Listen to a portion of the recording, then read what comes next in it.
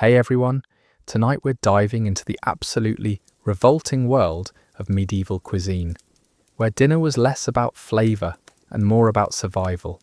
From maggot-infested meat to ale that could double as paint thinner, the eating habits of our ancestors would make even the strongest stomach turn. So before we dig into this feast of horrors, take a moment to like the video and subscribe if you enjoy exploring history's darker corners. And let me know in the comments what modern food you think would horrify a medieval peasant the most.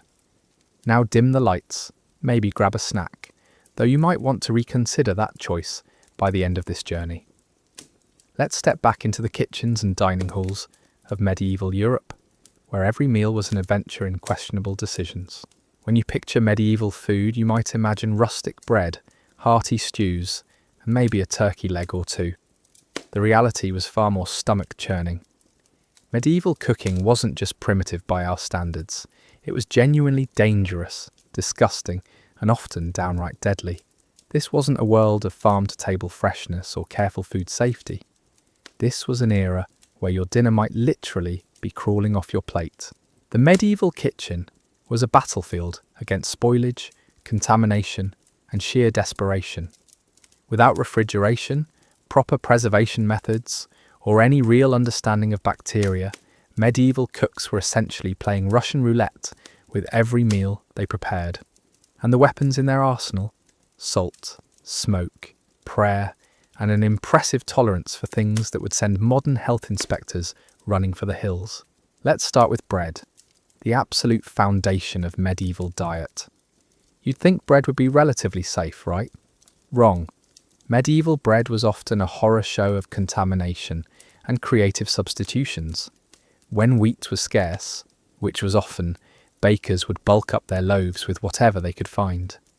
Sawdust, ground acorns, beans, peas, and even chalk were common additives. The result was a dense, often inedible brick that could double as a weapon in desperate times. But the real nightmare was ergot poisoning. Ergot, a fungus that grew on rye, was often ground right into the flour. This wasn't just unpleasant, it was hallucinogenic and potentially fatal. Entire villages would experience mass poisoning, with symptoms ranging from convulsions and gangrene to vivid, terrifying hallucinations. Imagine biting into your morning bread and suddenly seeing demons dancing on your kitchen table. That was just Tuesday in medieval Europe.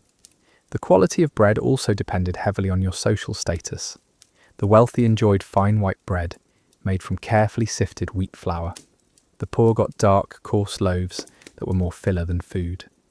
And at the bottom of the social ladder, people ate bread so black and gritty it could wear down your teeth just from chewing. Some loaves were so hard they had to be soaked in whatever liquid was available just to make them edible. Bakers themselves weren't exactly pillars of hygiene either. They worked in hot, smoky conditions, often adding their own sweat and grime to the mix. Flour was frequently contaminated with mouse droppings, insect parts, and whatever else happened to fall into the grain stores. The ovens were shared community spaces where dozens of loaves baked together, cross-contaminating flavours and spreading any spoilage from one batch to the next. Speaking of contamination, let's talk about medieval meat. If you thought the bread was bad, the meat situation was absolutely horrific. Fresh meat was a luxury that spoiled within hours in warm weather. Most people ate preserved meat that had been salted, smoked, or dried until it resembled leather more than food. The preservation process itself was hit or miss, often leaving meat partially spoiled even before it reached the table. When animals were slaughtered, every single part was used. And I mean everything. Intestines, organs, blood, even the contents of the animal's stomach were considered valuable food sources. Nothing was wasted because nothing could be wasted. This led to dishes that would make modern diners physically ill. Blood sausages stuffed with oats and whatever scraps were lying around. Puddings made from animal blood and fat. Pies filled with chopped organs and gristle. The smell alone would have been overwhelming. Medieval kitchens reeked of rancid fat, spoiled meat and smoke. Cooks learned to mask the taste of spoiled food with whatever spices they could afford, which for most people meant salt and maybe some herbs if they were lucky. The wealthy could afford exotic spices that helped disguise the taste of decay, but even they weren't immune to food poisoning. Butchering practices were primitive and unsanitary. Animals were often slaughtered in the streets, their blood running into the same gutters where human waste flowed. Flies swarmed over the carcasses, laying eggs that would hatch into maggots within hours. By the time the meat reached most tables, it was already crawling with life. Medieval diners simply accepted this as normal, picking out the maggots and eating what remained. The storage of meat was equally appalling. Without proper refrigeration, meat was kept in cellars, attics, or wherever it might stay cool longest. These storage areas were infested with rats, mice, and insects.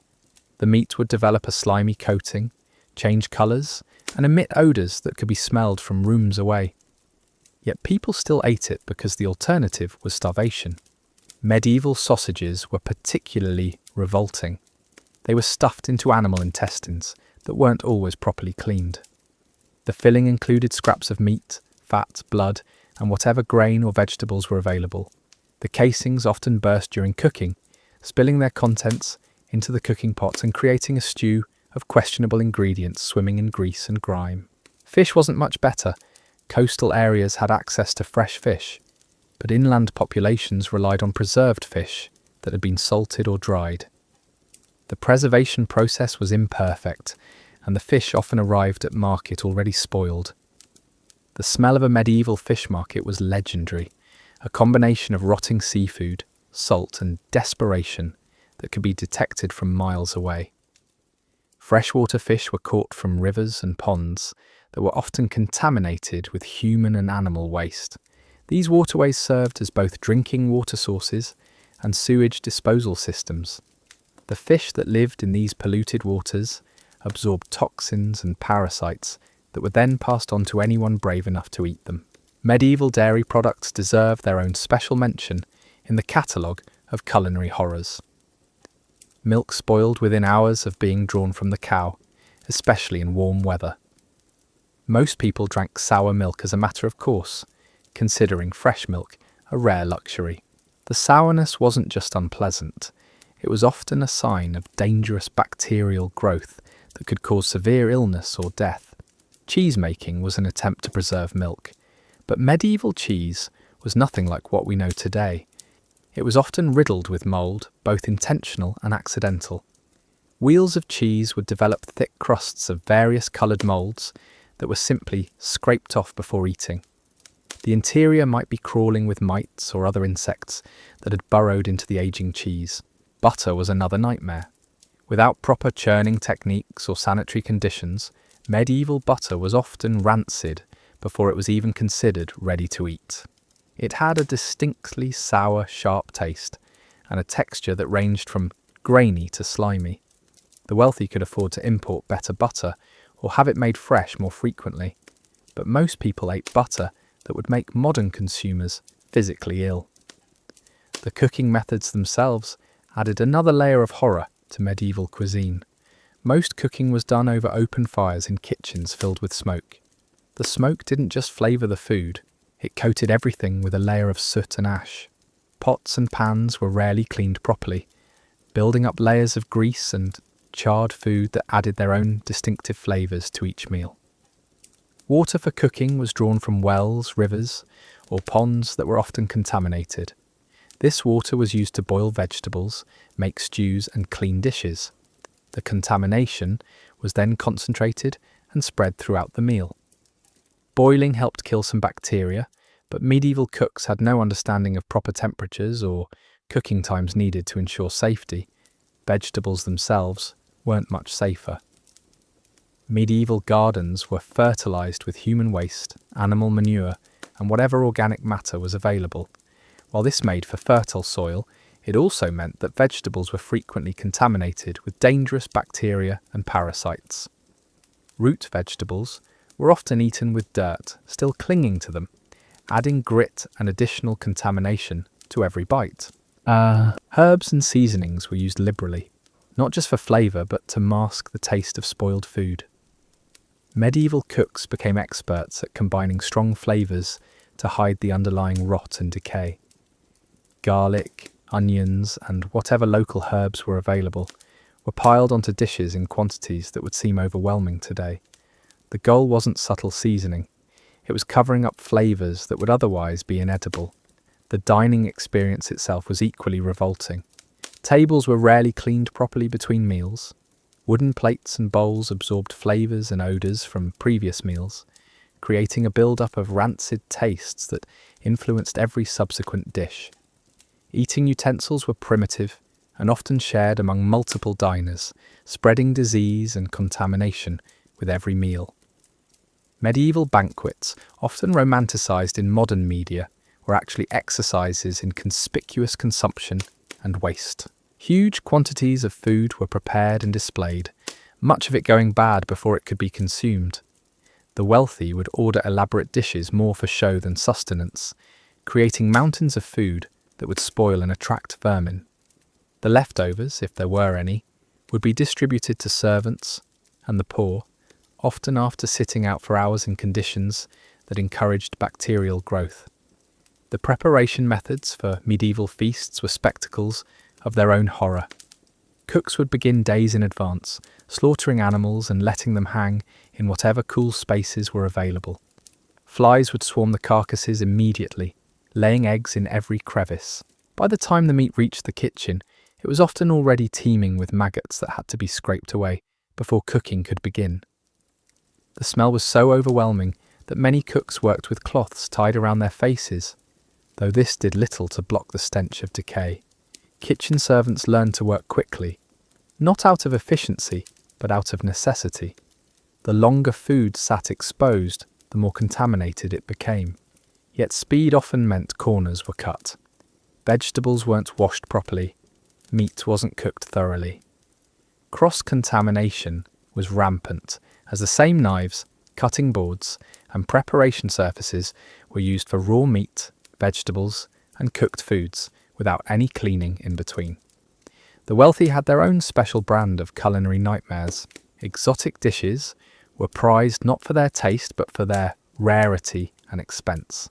Peacock, swan, and other ornamental birds were served with their feathers still attached, creating elaborate displays that looked impressive but tasted awful. These birds were often stuffed with smaller birds, creating nesting dole meals that were as much about spectacle as sustenance.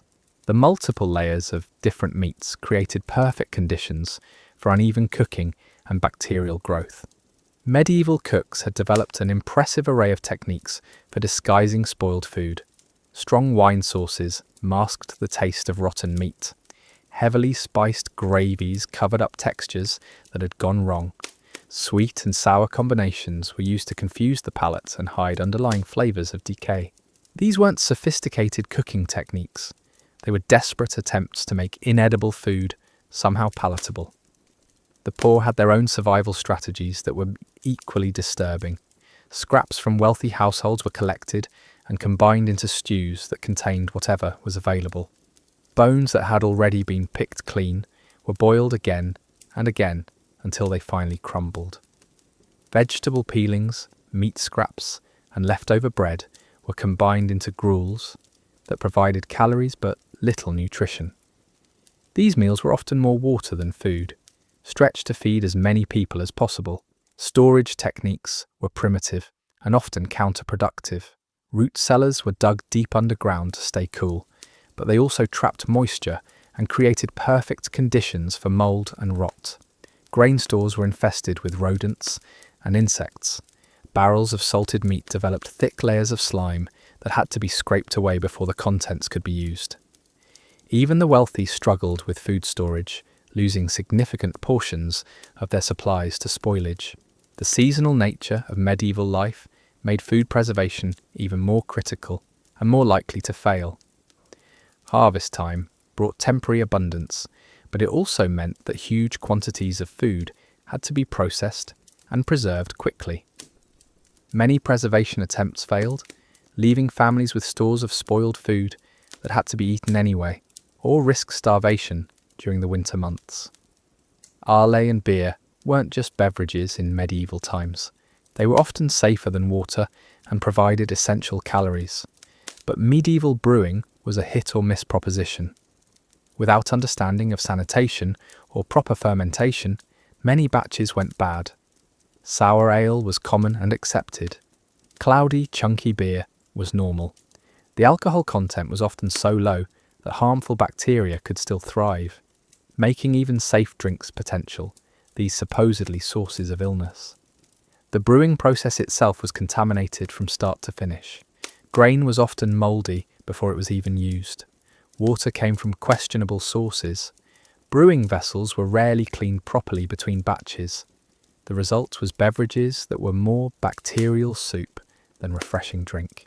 Yet people consumed these concoctions daily because the alternative was even worse.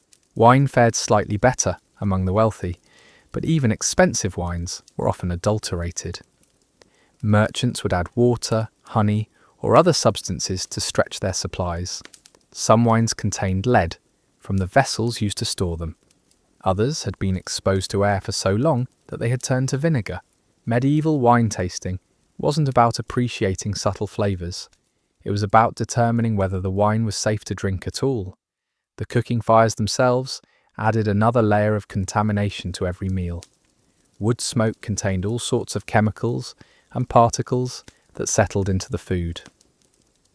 Coal, when it was available, produced even more toxic fumes.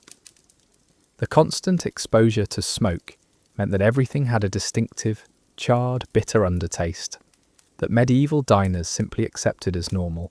Cooking vessels were made from materials that would horrify modern food safety experts. Copper pots could leach toxic metals into food. Iron cookware rusted constantly, adding metallic flavours and potentially harmful particles. Clay vessels were porous and absorbed flavours, bacteria, and odours from previous meals. Wooden bowls and spoons were impossible to clean thoroughly and harboured bacteria in their grain. The lack of proper cleaning methods meant that cooking equipment was never truly sanitary. Hot water was a luxury, and soap was expensive when it existed at all. Most cleaning was done with cold water and whatever abrasive materials were available. Sand, ash, and rough cloths were used to scrub pots and pans, but they couldn't eliminate the bacteria and food particles that had worked their way into every crack and crevice.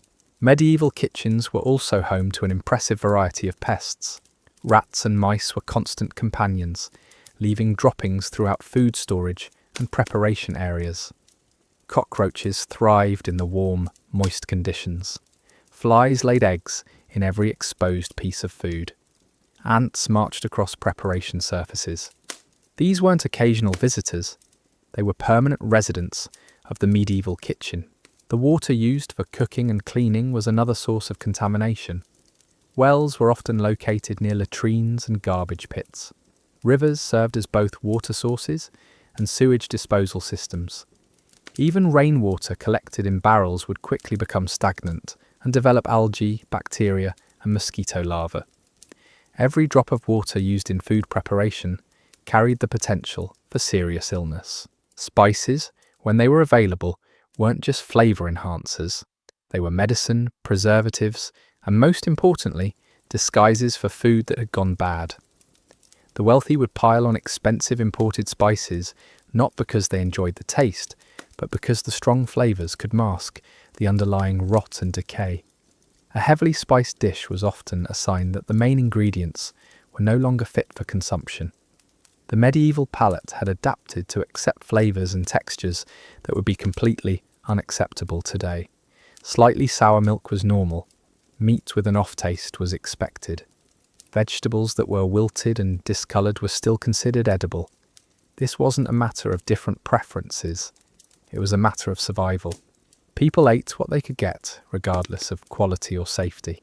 Food preparation was often a community activity, especially among the poor.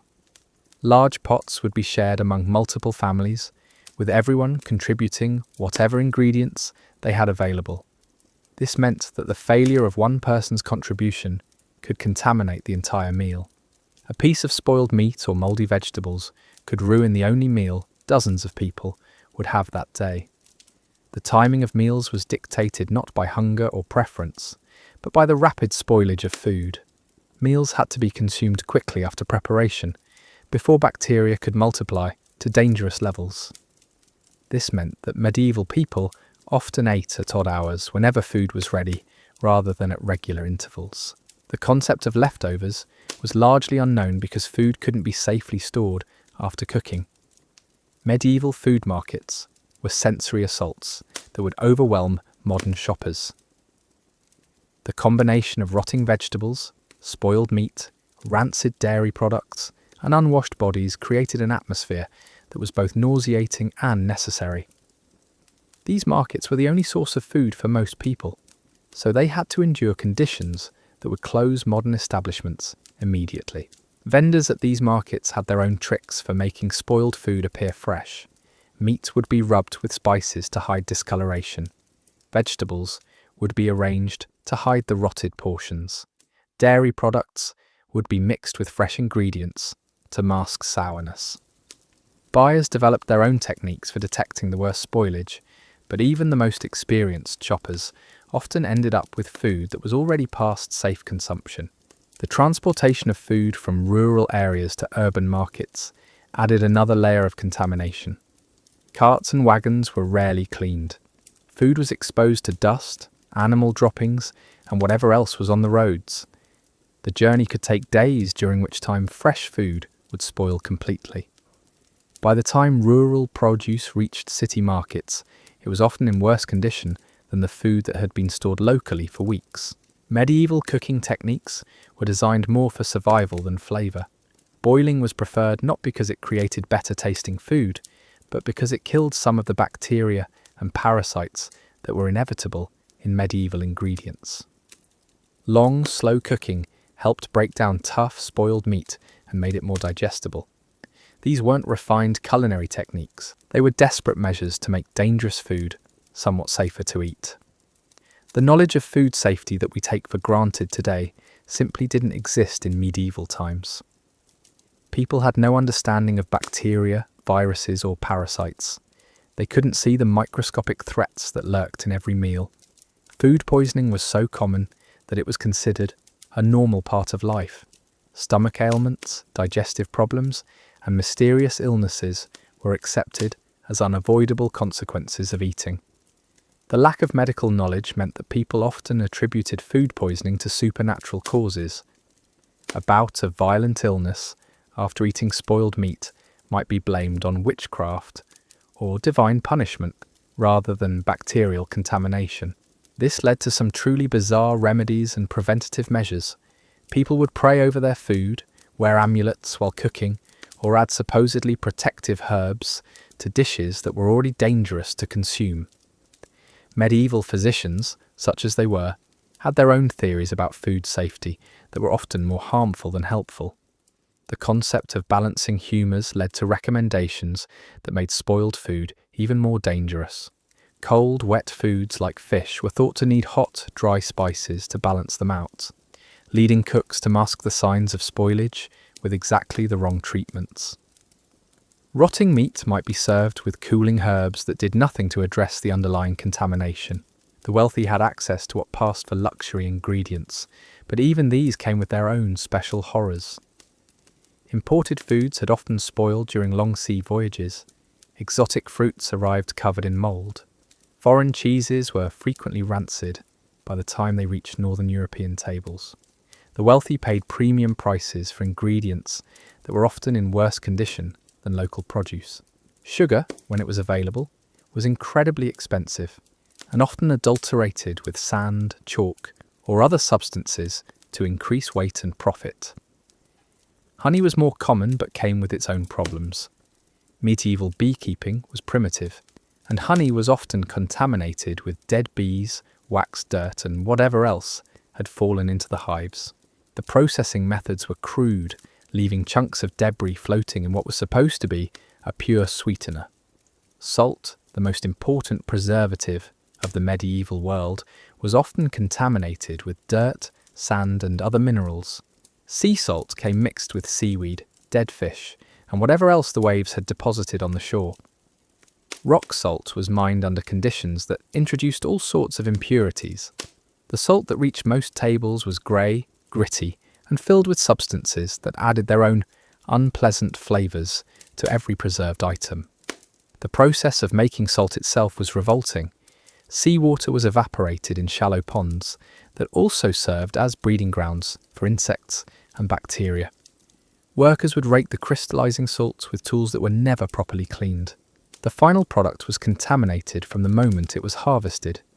Yet this was the primary method for preserving meat and fish, meaning that contamination was built into the preservation process itself. Medieval kitchens had no concept of separate preparation areas for different types of food. Raw meat was cut on the same surfaces used for bread. Fish was cleaned in the same bowls used for vegetables. Blood from slaughtered animals mixed with flour, vegetables, and dairy products. Cross-contamination wasn't just common, it was inevitable and accepted as part of the cooking process. The tools used for food preparation were crude and impossible to keep clean. Wooden cutting boards absorbed blood, grease, and bacteria deep into their grain. Metal knives were rough and pitted, providing perfect hiding places for harmful organisms. Clay vessels were porous and retained flavours and contamination from previous uses. Every tool used in medieval cooking was a potential source of illness. Cooking fires were fed with whatever fuel was available, and not all of it was suitable for food preparation. Animal dung was a common fuel source, especially in areas where wood was scarce. The smoke from burning manure permeated everything cooked over these fires, adding distinctive and unpleasant flavours to meals. Coal, when available, produced toxic fumes that settled into food.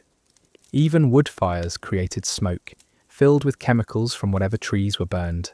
The concept of temperature control was virtually unknown in medieval cooking.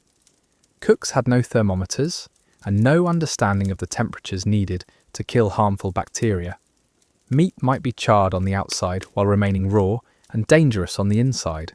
Stews might simmer at temperatures too low to kill parasites and bacteria. The guesswork involved in medieval cooking meant that even well-intentioned cooks often served dangerous food. Food storage areas were shared spaces that attracted every pest and vermin in the vicinity. Grain stores were infested with weevils, mice, and rats. The grain itself was often mouldy and contaminated with rodent droppings. Barrels of preserved meat developed thick layers of slime and attracted swarms of flies. Even the best storage attempts failed regularly, leaving families with supplies that were dangerous to eat but too valuable to discard. The grinding of grain into flour was another source of contamination. Millstones were rough and porous, harbouring bacteria and debris from previous grinding sessions. The mills themselves were dusty, dirty places where grain was mixed with whatever happened to fall from the rafters or blow in from outside. Flour was often grey or brown, not from the type of grain used, but from all the foreign matter that had been ground up along with it. Dairy cows were kept in conditions that would horrify modern farmers. They lived in filthy stalls, often knee-deep in their own waste. Their udders were rarely cleaned before milking. The milk pails were crude wooden or metal containers that were impossible to sterilise. From the moment milk left the cow, it was contaminated with bacteria that would multiply rapidly in the warm, nutrient-rich liquid. The butter-making process was equally unsanitary. Cream was churned in containers that retained bacteria from previous batches. The churning was often done by hand, adding human contamination to the mix. The salt used to preserve butter was itself contaminated, introducing additional bacteria and foreign matter. The final product was often rancid before it even reached the table. Cheese making involved letting milk sit and ferment in conditions that encouraged the growth of both beneficial and harmful bacteria. Medieval cheesemakers had no way to control which organisms were growing in their products. The aging process took place in caves, cellars, or other damp spaces that were perfect breeding grounds for mould and bacteria. Wheels of cheese would develop thick crusts of various fungi, some beneficial, others potentially deadly. The medieval dining experience was a communal affair, that spread contamination efficiently among all participants. Multiple people ate from the same bowls and platters. Drinking vessels were shared freely. Hands were the primary eating utensils, and hand washing was minimal at best. A single contaminated diner could spread illness throughout an entire household during one meal. Table manners, such as they were, actually encouraged the spread of disease. It was considered polite to offer choice morsels to other diners, often using the same hands that had just touched potentially contaminated food. Wiping hands on shared cloths spread bacteria from person to person. The custom of drinking from a common cup meant that saliva and any illnesses it carried were passed around the table systematically. Medieval banquets were spectacular displays of waste and contamination. Enormous quantities of food were prepared and displayed for hours before consumption. Elaborate dishes were designed more for visual impact than safety, often involving multiple types of meat and complex preparations that created perfect conditions for bacterial growth. The wealthy competed to serve the most exotic and dangerous dishes, prizing rarity over safety. The entertainment at these feasts often added to the contamination. Musicians, dancers, and performers moved freely through the dining areas, adding their own germs to the mix. Dogs and other animals wandered among the diners, begging for scraps and leaving their own contributions to the unsanitary atmosphere. The combination of food, entertainment, and poor hygiene created perfect conditions for the spread of illness. Servants who prepared and served these elaborate meals worked under conditions that guaranteed contamination. They had no understanding of food safety and often worked while ill themselves. Kitchen staff would cough and sneeze over food, wipe their hands on dirty aprons, and handle raw and cooked foods with the same unwashed hands. The more elaborate the meal, the more people were involved in its preparation, multiplying the opportunities for contamination. The preservation methods used for these grand occasions were often desperate attempts to make spoiled food presentable. Meat that had gone bad would be heavily spiced and cooked until it fell apart, disguising the texture and taste of decay. Vegetables that were rotting would be chopped fine and mixed into stews where their condition was less obvious. Even the wealthy ate food that was dangerous. They just did it with more ceremony and better seasonings. Medieval food culture was shaped entirely by scarcity and the constant threat of spoilage. Every meal was a gamble, every bite a potential source of illness or death. Yet people had no choice but to eat what was available, regardless of its condition or safety. The medieval palate wasn't sophisticated or refined.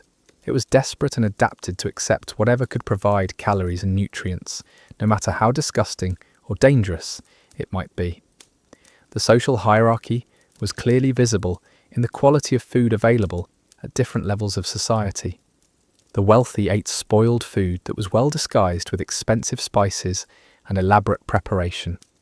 The poor ate spoiled food with minimal seasoning and crude cooking methods, but spoiled food it remained, regardless of social status. Even kings and nobles suffered from food poisoning, digestive ailments, and mysterious illnesses caused by their contaminated meals.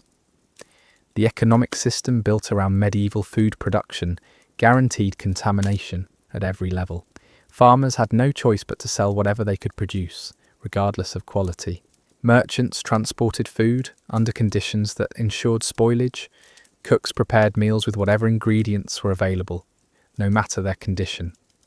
The entire system was designed around survival rather than safety, creating a culture where dangerous food was not just accepted, but expected. Religious beliefs influenced medieval attitudes toward food in ways that often made dangerous situations worse. Fasting periods left people weakened and more susceptible to foodborne illnesses. The belief that suffering was spiritually beneficial led to acceptance of food that caused obvious distress. Prayer was often substituted for practical food safety measures, leaving people vulnerable to preventable illnesses. The medical treatment available for food poisoning was often more dangerous than the original contamination. Medieval physicians prescribed treatments that included bloodletting, purging, and the consumption of various toxic substances. These treatments weakened patients further and often killed people who might have survived the original food poisoning. The cure was frequently worse than the disease. Seasonal variations in food availability meant that the quality and safety of meals changed dramatically throughout the year. Spring brought fresh vegetables, but also the desperate consumption of stored foods that had barely survived the winter. Summer offered fresh produce, but also rapid spoilage in the heat. Fall was harvest time, but also a frantic race to preserve food before it rotted. Winter meant relying entirely on preserved foods that were often contaminated from the start. The tools and techniques available for food preservation were primitive and unreliable. Salting required high-quality salt that was often unavailable. Smoking required proper facilities and fuel that might not be accessible. Drying depended on weather conditions that couldn't be controlled. Most preservation attempts failed partially or completely, leaving people with food that was dangerous but still necessary for survival. Medieval markets were breeding grounds for foodborne illness, places where contaminated products were bought and sold without any oversight or regulation. Vendors had no incentive to maintain quality beyond what was necessary to make a sale. Buyers had limited choices and often had to purchase food they knew was spoiled simply because it was all that was available. The market system spread contaminated food efficiently throughout the population. Transportation networks carried more than just goods from place to place. They carried contamination, spreading foodborne illnesses across wide geographic areas. A contaminated shipment of grain could cause illness in dozens of communities. Spoiled fish from coastal areas could poison inland populations. The very systems that made trade possible also made widespread food poisoning inevitable. The preservation of meat involved techniques that were almost guaranteed to introduce contamination. Animals were slaughtered under unsanitary conditions, their carcasses exposed to flies and bacteria immediately. The butchering process spread contamination throughout the meat. Preservation methods like salting and smoking were applied to meat that was already spoiled, creating products that were dangerous from the start.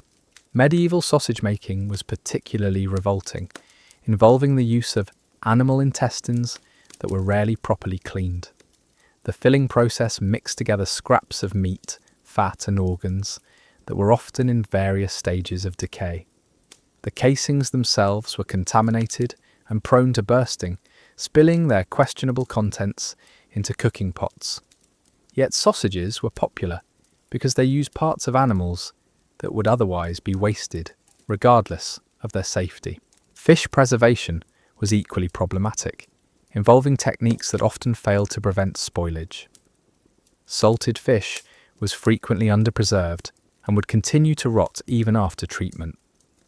Dried fish was often contaminated with insects and their eggs during the drying process. Fresh fish was only available near water sources and spoiled within hours of being caught. Inland populations had to rely on preserved fish that was often dangerous to consume. The brewing and consumption of alcoholic beverages was motivated as much by safety concerns as by taste preferences. Ale and beer were often safer than water, but they came with their own risks. The brewing process was contaminated from start to finish, producing beverages that were cloudy, sour, and often harmful. Yet people drank these concoctions daily because they provided calories and were less likely to cause immediate illness than contaminated water. Wine production was slightly more successful among the wealthy, but even expensive wines were often adulterated or spoiled. The fermentation process could go wrong in numerous ways, producing wines that were sour, bitter, or potentially toxic. Storage methods were primitive, and many wines spoiled before they could be consumed. Even good wine was often contaminated with lead from the vessels used to store and serve it. The daily rhythm of medieval life was shaped entirely by the need to obtain, prepare, and consume food before it spoiled completely. Meals couldn't be planned in advance because ingredients might not be available or safe to eat. Cooking had to be done quickly to minimize the time food spent exposed to contamination. Eating had to happen immediately after cooking because leftovers were usually too dangerous to save. The psychological impact of constantly eating dangerous food was profound but rarely discussed. Medieval people lived with the constant awareness that every meal might make them ill or kill them. They developed strong stomachs and high tolerance for foods that would be unthinkable today, but they also suffered from chronic digestive problems, malnutrition, and foodborne illnesses that shortened their lives significantly. The social customs around medieval dining were shaped by the reality of contaminated food. Sharing meals was both a social necessity and a way to spread the risk of food poisoning among multiple people. If the food was contaminated, at least the illness would be shared rather than concentrated in one individual. This created strong bonds within communities but also ensured that foodborne illnesses spread efficiently through populations. Medieval food culture was ultimately a culture of desperation disguised as tradition. The elaborate rituals, complex recipes, and social customs that surrounded eating were all attempts to make dangerous, disgusting food somehow palatable and meaningful. People created ceremony and meaning around meals not because the food was good, but because they had to eat it regardless of its condition. The entire medieval relationship with food was built on the fundamental reality that survival required consuming whatever was available, no matter how revolting or dangerous it might be. The cooking methods themselves were exercises in controlled chaos that would terrify modern food safety inspectors. Medieval cooks worked over open flames in smoky, poorly ventilated spaces where visibility was limited and temperature control was impossible. They stirred massive cauldrons with wooden spoons that had absorbed years of grease, bacteria, and food particles. The heat was so intense that cooks often suffered burns, their injuries dripping blood and pus directly into the dishes they were preparing. Roasting was particularly hazardous. Large joints of meat were suspended over fires on crude spits that were turned by hand, often by children who worked dangerously close to the flames. The meat would cook unevenly, charred black on the outside, while remaining raw and potentially parasite-ridden on the inside. Drippings from the roasting meat would fall into the fire, creating clouds of acrid smoke that coated everything in the kitchen with a layer of grease and soot. The timing of medieval cooking was dictated by desperation rather than technique. Food had to be prepared and consumed quickly before it spoiled beyond even medieval standards of acceptability. This meant that elaborate dishes were often undercooked in the rush to get them to the table. Stews might bubble for hours over low heat, creating perfect conditions for bacterial growth, rather than the high temperatures needed to kill dangerous organisms. Medieval ovens were communal nightmares that served entire neighbourhoods. These massive stone structures were heated by burning wood or straw inside them. Then the ashes were raked out, and multiple families would slide their loaves inside to bake. The residual heat was uneven and unpredictable. Bread might emerge burnt on one side and raw on the other.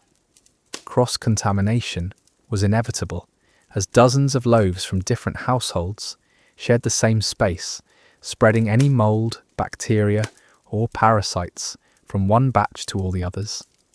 The fuel used for cooking added its own special flavours to medieval meals. In areas where wood was scarce, people burned whatever they could find.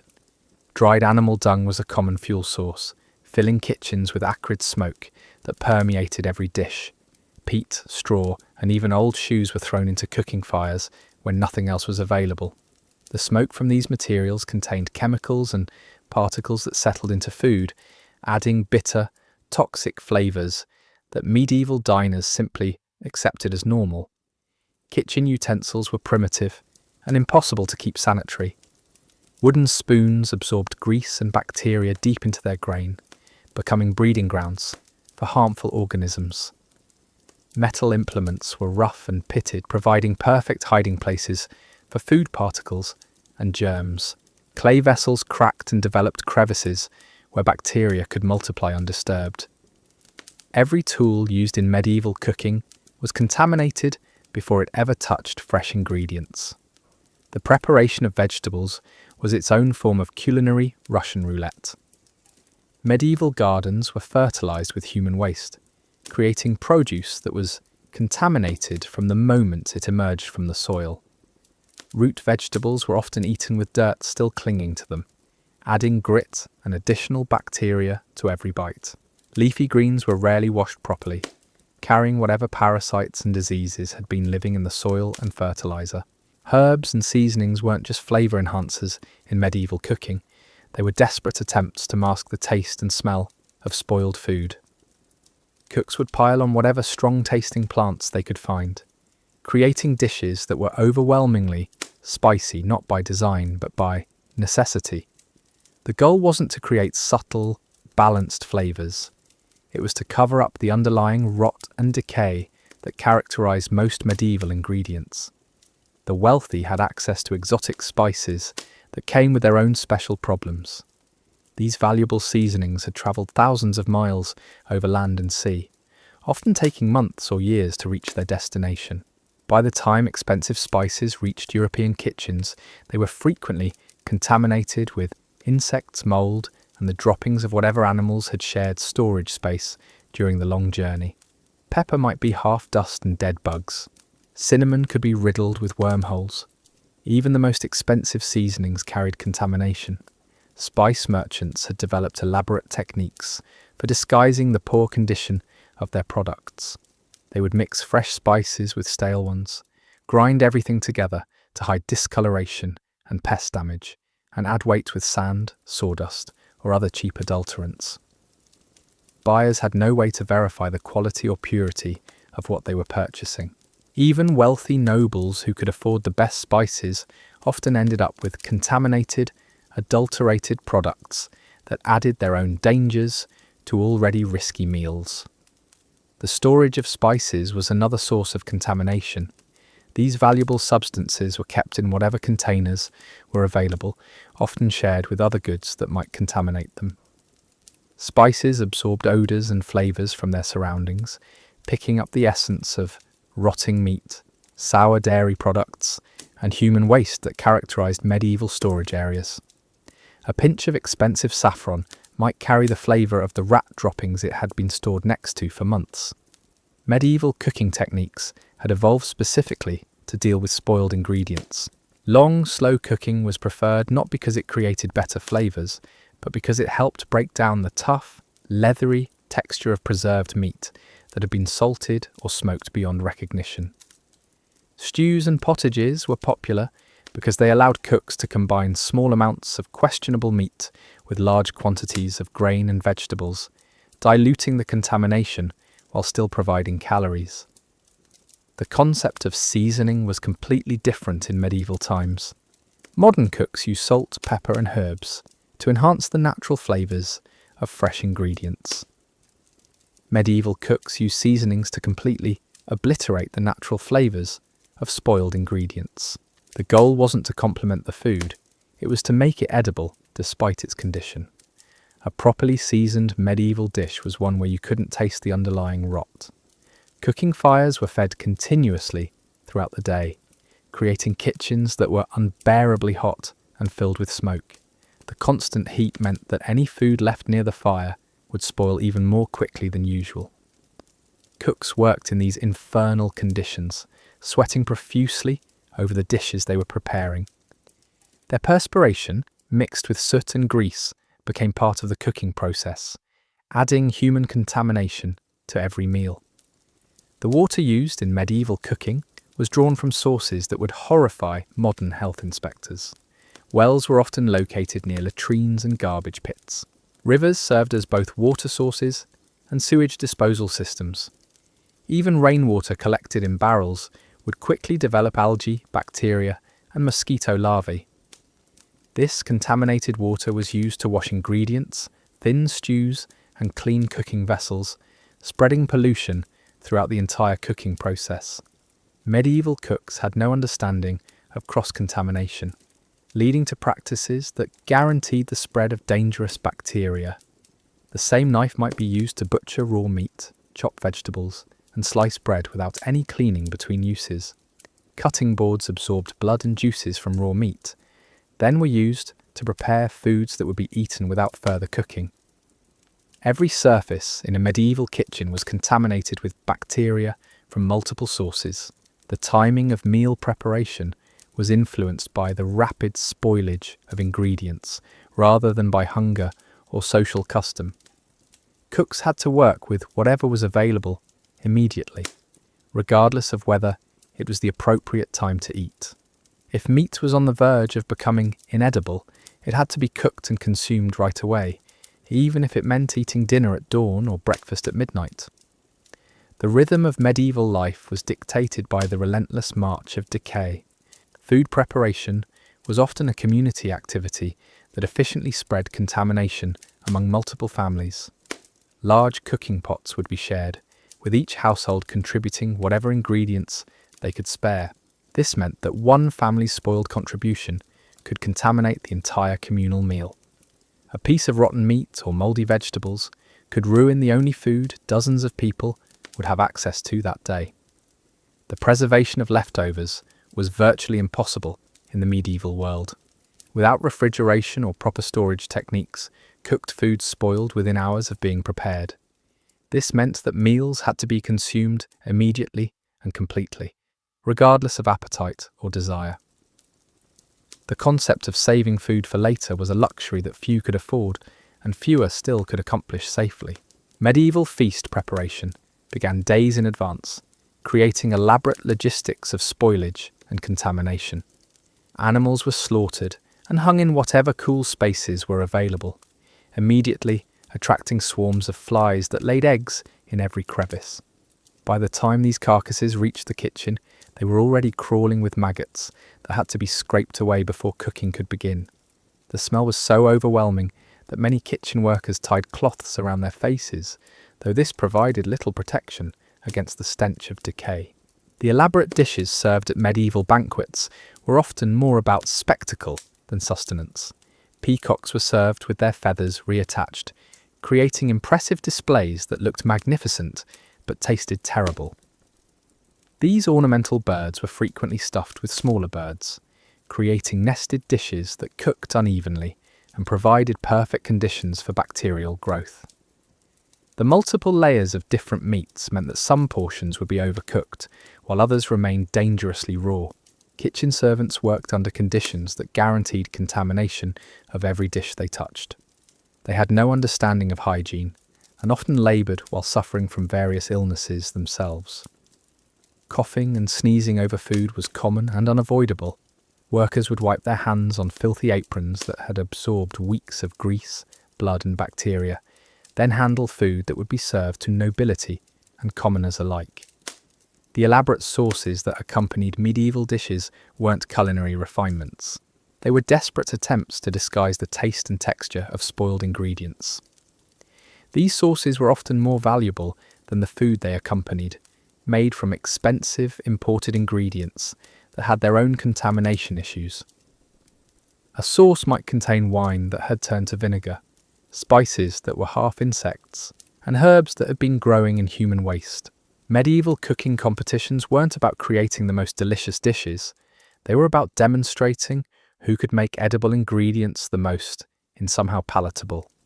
Cooks took pride in their ability to transform rotten meat into something that could be consumed without immediate illness. The most skilled medieval chefs weren't those who worked with the finest ingredients, but those who could make the worst ingredients edible. The seasonal availability of ingredients created cycles of abundance and scarcity that influenced the safety of medieval meals. Spring brought fresh vegetables, but also the desperate consumption of preserved foods that had barely survived the winter.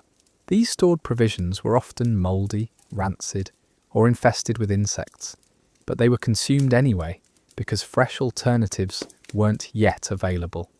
The first weeks of spring were often marked by widespread illness as people consumed the last of their contaminated winter stores. Summer offered fresh produce, but also created new challenges for food safety. The heat accelerated spoilage, meaning that fresh food had to be consumed within hours of being harvested. Meat spoiled almost immediately in warm weather, forcing people to choose between eating contaminated food or going without protein entirely. The abundance of summer was deceptive because most of it rotted before it could be consumed. Fall harvest time was a frantic race against decay. Enormous quantities of food had to be processed and preserved quickly before winter set in. Most preservation attempts failed partially or completely, leaving families with stores of questionable food that would have to sustain them through the cold months. The pressure to preserve everything meant that quality control was abandoned in favour of quantity. Better to have contaminated food than no food at all. Winter brought complete dependence on preserved foods that had been prepared months earlier under primitive conditions. Salted meat that had been improperly cured would be slimy and foul-smelling. Dried vegetables would be riddled with insect holes and mould. Stored grain would be infested with weevils and contaminated with rodent droppings. Yet these were the only foods available, and they had to be consumed regardless of their condition. The social hierarchy was clearly visible in the quality of contamination people were forced to endure. The wealthy ate spoiled food that had been disguised with expensive spices and elaborate preparation techniques. The poor ate the same spoiled food with minimal seasoning and crude cooking methods. But spoiled it remained, regardless of social status. Even kings and queens suffered from food poisoning, digestive ailments, and parasitic infections caused by their contaminated meals. Religious observances often made food safety problems worse rather than better. Fasting periods left people weakened and more susceptible to foodborne illnesses. When they finally broke their fasts, they would consume whatever was available with desperate hunger, paying little attention to quality or safety. Religious feast days created demand for special foods that were often prepared under even worse conditions than everyday meals. The medical understanding of food safety was not just primitive, but actively harmful. Medieval physicians attributed food poisoning to imbalances in bodily humours rather than bacterial contamination. Their treatments often involved purging, bloodletting, and the consumption of various toxic substances that weakened patients further. People who might have survived simple food poisoning were often killed by the cures prescribed for their illness. Trade routes that connected medieval communities were also highways for foodborne contamination. A single shipment of spoiled grain could cause illness across dozens of communities. Contaminated fish from coastal areas could poison populations hundreds of miles inland. The very networks that made commerce possible also ensured that foodborne diseases spread efficiently across wide geographic areas. The preservation techniques available to medieval people were unreliable and often counterproductive. Salting required high-quality salt that was frequently unavailable or contaminated itself.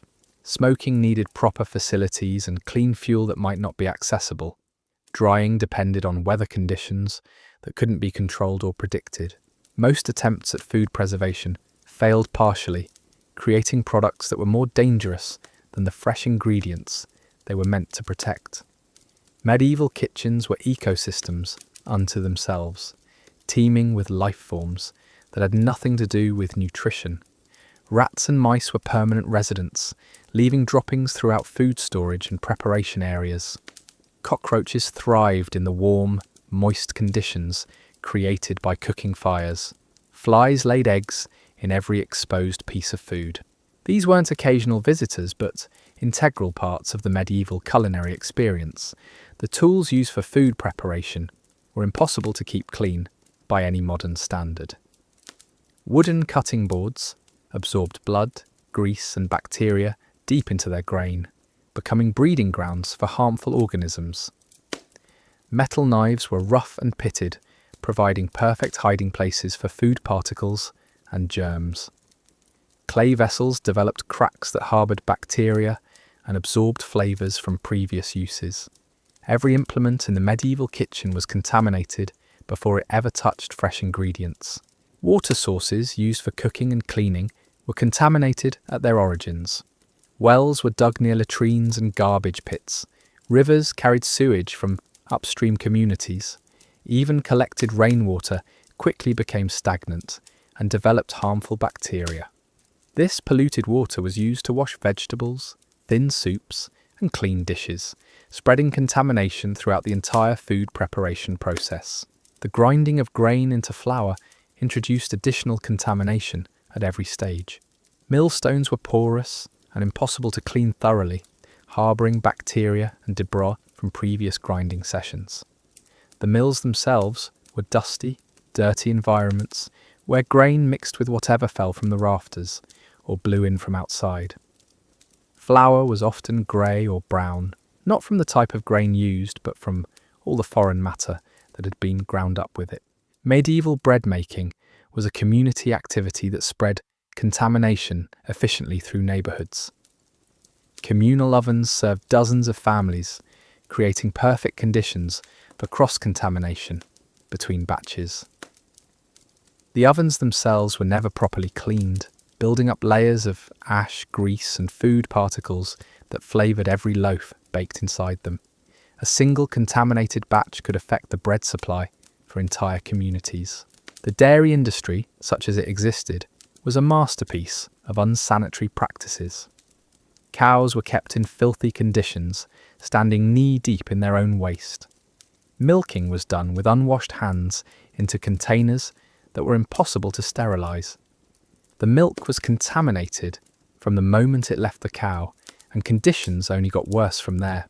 Fresh milk was a rare luxury that spoiled within hours. Most people consumed sour, chunky dairy products as a matter of course. Butter and cheese making processes were designed more around preservation than safety, often creating products that were dangerous from the start. Butter was churned in containers that retained bacteria from previous batches. Cheese was aged in damp, mouldy conditions that encouraged the growth of both beneficial and harmful organisms. The final products were contaminated with whatever bacteria, mould, and insects had been present during the production process. Medieval markets were sensory assaults that combined the worst aspects of food spoilage with primitive commerce. The smell alone was overwhelming, a combination of rotting vegetables, spoiled meat, rancid dairy products, and unwashed human bodies. Vendors had developed elaborate techniques for disguising spoiled merchandise, arranging displays to hide the worst decay, and rubbing spoiled meat with spices to mask discoloration.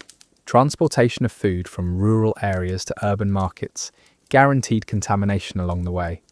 Carts and wagons were never cleaned and were often used to transport both food and waste products. Fresh produce was exposed to dust, animal droppings, and whatever else was on medieval roads. The journey could take days, during which time any fresh food would spoil completely. By the time rural produce reached city markets, it was often in worse condition than food that had been stored locally for weeks.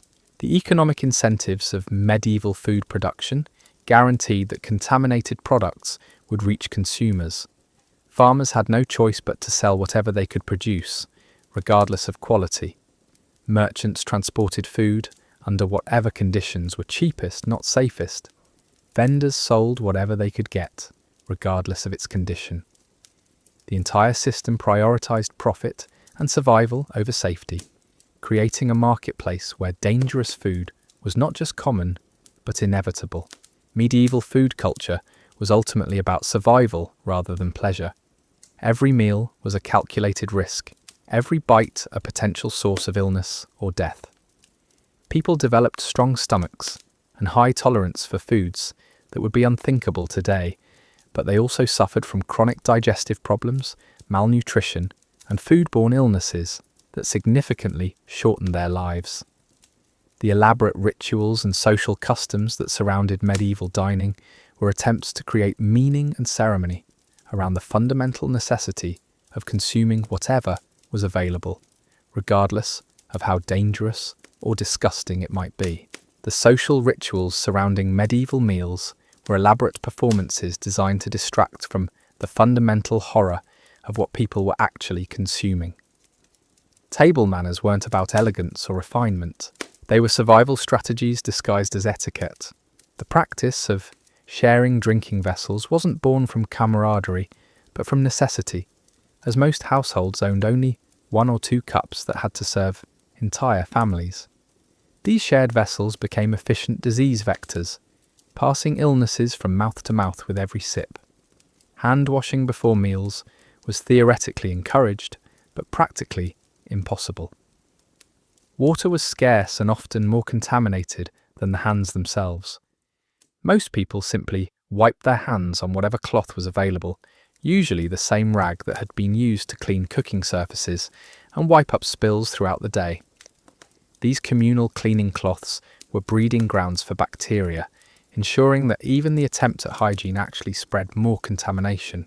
The custom of eating with one's hands wasn't a quaint medieval tradition. It was born from the simple reality that most people didn't own eating utensils beyond a basic knife. Fingers became the primary tools for consuming food, and those same unwashed fingers would touch shared dishes, tear apart communal loaves of bread, and dip into common bowls of sauce or stew. Every shared meal became an exercise in cross-contamination, with each diner contributing their own germs to dishes that others would consume. Medieval dining halls were cacophonies of disturbing sounds that revealed the true nature of what was being consumed. The constant cracking of bones as diners tried to extract whatever nutrition they could from joints that had been boiled multiple times. The wet, tearing sounds of people pulling apart meat that had been preserved so heavily it resembled leather more than food. The grinding of teeth on bread that contained so much grit and foreign matter, it literally wore down dental enamel with every bite. The entertainment provided during medieval feasts often made the dining experience even more unsanitary. Travelling performers, musicians, and storytellers moved freely through dining areas, breathing on food, touching serving dishes, and spreading whatever diseases they carried from town to town. Dogs wandered under tables, begging for scraps and leaving their own contributions to the unsanitary atmosphere. The more elaborate the feast, the more people were involved, multiplying the opportunities for contamination exponentially. Children learned to eat dangerous food from infancy, developing tolerance for contamination that would be unthinkable today. Babies were weaned on bread soaked in ale or wine, substances that were themselves contaminated but considered safer than available alternatives. Young children were taught to pick maggots out of meat as casually as modern children learn to remove stems from berries. The normalization of food contamination began in the cradle and continued throughout life. Medieval pregnancy was particularly hazardous when it came to food safety. Expectant mothers had no special dietary considerations and consumed the same contaminated food as everyone else.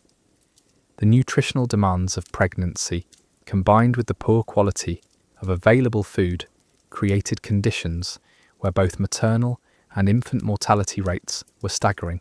Women would crave fresh, clean food during pregnancy, but had no access to anything that met those basic safety standards. The feeding of infants was a nightmare of contamination and desperation. Wet nurses, when available, often suffered from malnutrition and illness themselves, passing their own health problems through breast milk. When wet nurses weren't available, infants were fed whatever liquid could be obtained. Cow's milk was frequently sour and contaminated. Goat's milk was slightly better, but still dangerous. Many infants were fed thin gruel made from contaminated grain and polluted water, creating perfect conditions for infant mortality. Childhood nutrition was a matter of survival rather than development. Children ate whatever adults ate, regardless of whether their developing digestive systems could handle such contaminated food. The lucky ones developed strong constitutions that allowed them to survive into adulthood. The unlucky ones suffered from chronic digestive problems, malnutrition, and stunted growth that affected them for their entire shortened lives.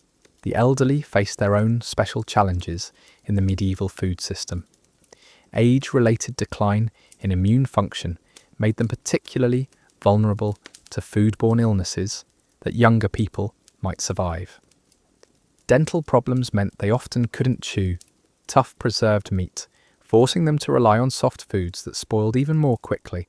Many elderly people essentially starved slowly, unable to extract sufficient nutrition from the contaminated food that was available to them. Medieval hospitals and monasteries, supposedly centres of learning and care, had food preparation standards that were no better than anywhere else. Monastery kitchens were just as contaminated as secular ones, despite the religious emphasis on cleanliness as a virtue. Hospital food was often worse than what patients had eaten at home, adding malnutrition and food poisoning to whatever ailments had originally brought people to seek care. The preparation of food for the sick followed medical theories that often made dangerous food even more harmful. Physicians believed that different foods had heating or cooling properties that needed to be balanced according to a patient's condition. This led to recommendations that ignored basic food safety in favour of theoretical medical principles. A patient with a fever might be fed cooling foods that were contaminated, while someone with chills might receive heating foods that were rancid. Medieval military campaigns created their own special category of food horrors. Armies on the march had to carry preserved food that would remain edible for weeks or months without refrigeration. Most military rations were so heavily salted or dried that they bore no resemblance to recognisable food. Soldiers would soak hardtack biscuits in whatever liquid was available to make them soft enough to chew, often using contaminated water that added new dangers to already questionable provisions. The logistics of feeding large groups of soldiers guaranteed contamination on an industrial scale. Cooking for hundreds or thousands of people required massive quantities of ingredients that couldn't be properly inspected or prepared safely. Field kitchens were crude affairs with minimal sanitation and maximum opportunity for cross-contamination. The combination of stress, poor nutrition, and contaminated food meant that medieval armies often suffered more casualties from illness than from combat. Naval voyages presented even worse food safety challenges than land-based military campaigns. Ships carried preserved food that had to last for months without any possibility of resupply.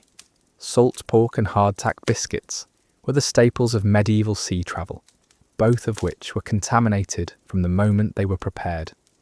The humid conditions aboard ships accelerated spoilage, while rats and insects thrived in the dark cargo holds where food was stored. Sailors developed their own techniques for dealing with contaminated food that revealed just how desperate their situation was. Hardtack biscuits were often so infested with weevils that sailors would tap them on the table before eating, listening to the sound of insects moving inside. They learned to eat these biscuits in the dark so they couldn't see the creatures they were consuming. Water stored in barrels for long voyages would develop thick layers of algae and harbour countless microscopic organisms, but sailors drank it anyway because the alternative was death from dehydration. The spice trade that connected medieval Europe with distant lands was motivated as much by food safety concerns as by culinary preferences. Exotic spices weren't just luxury items for the wealthy. They were essential tools for making spoiled food edible.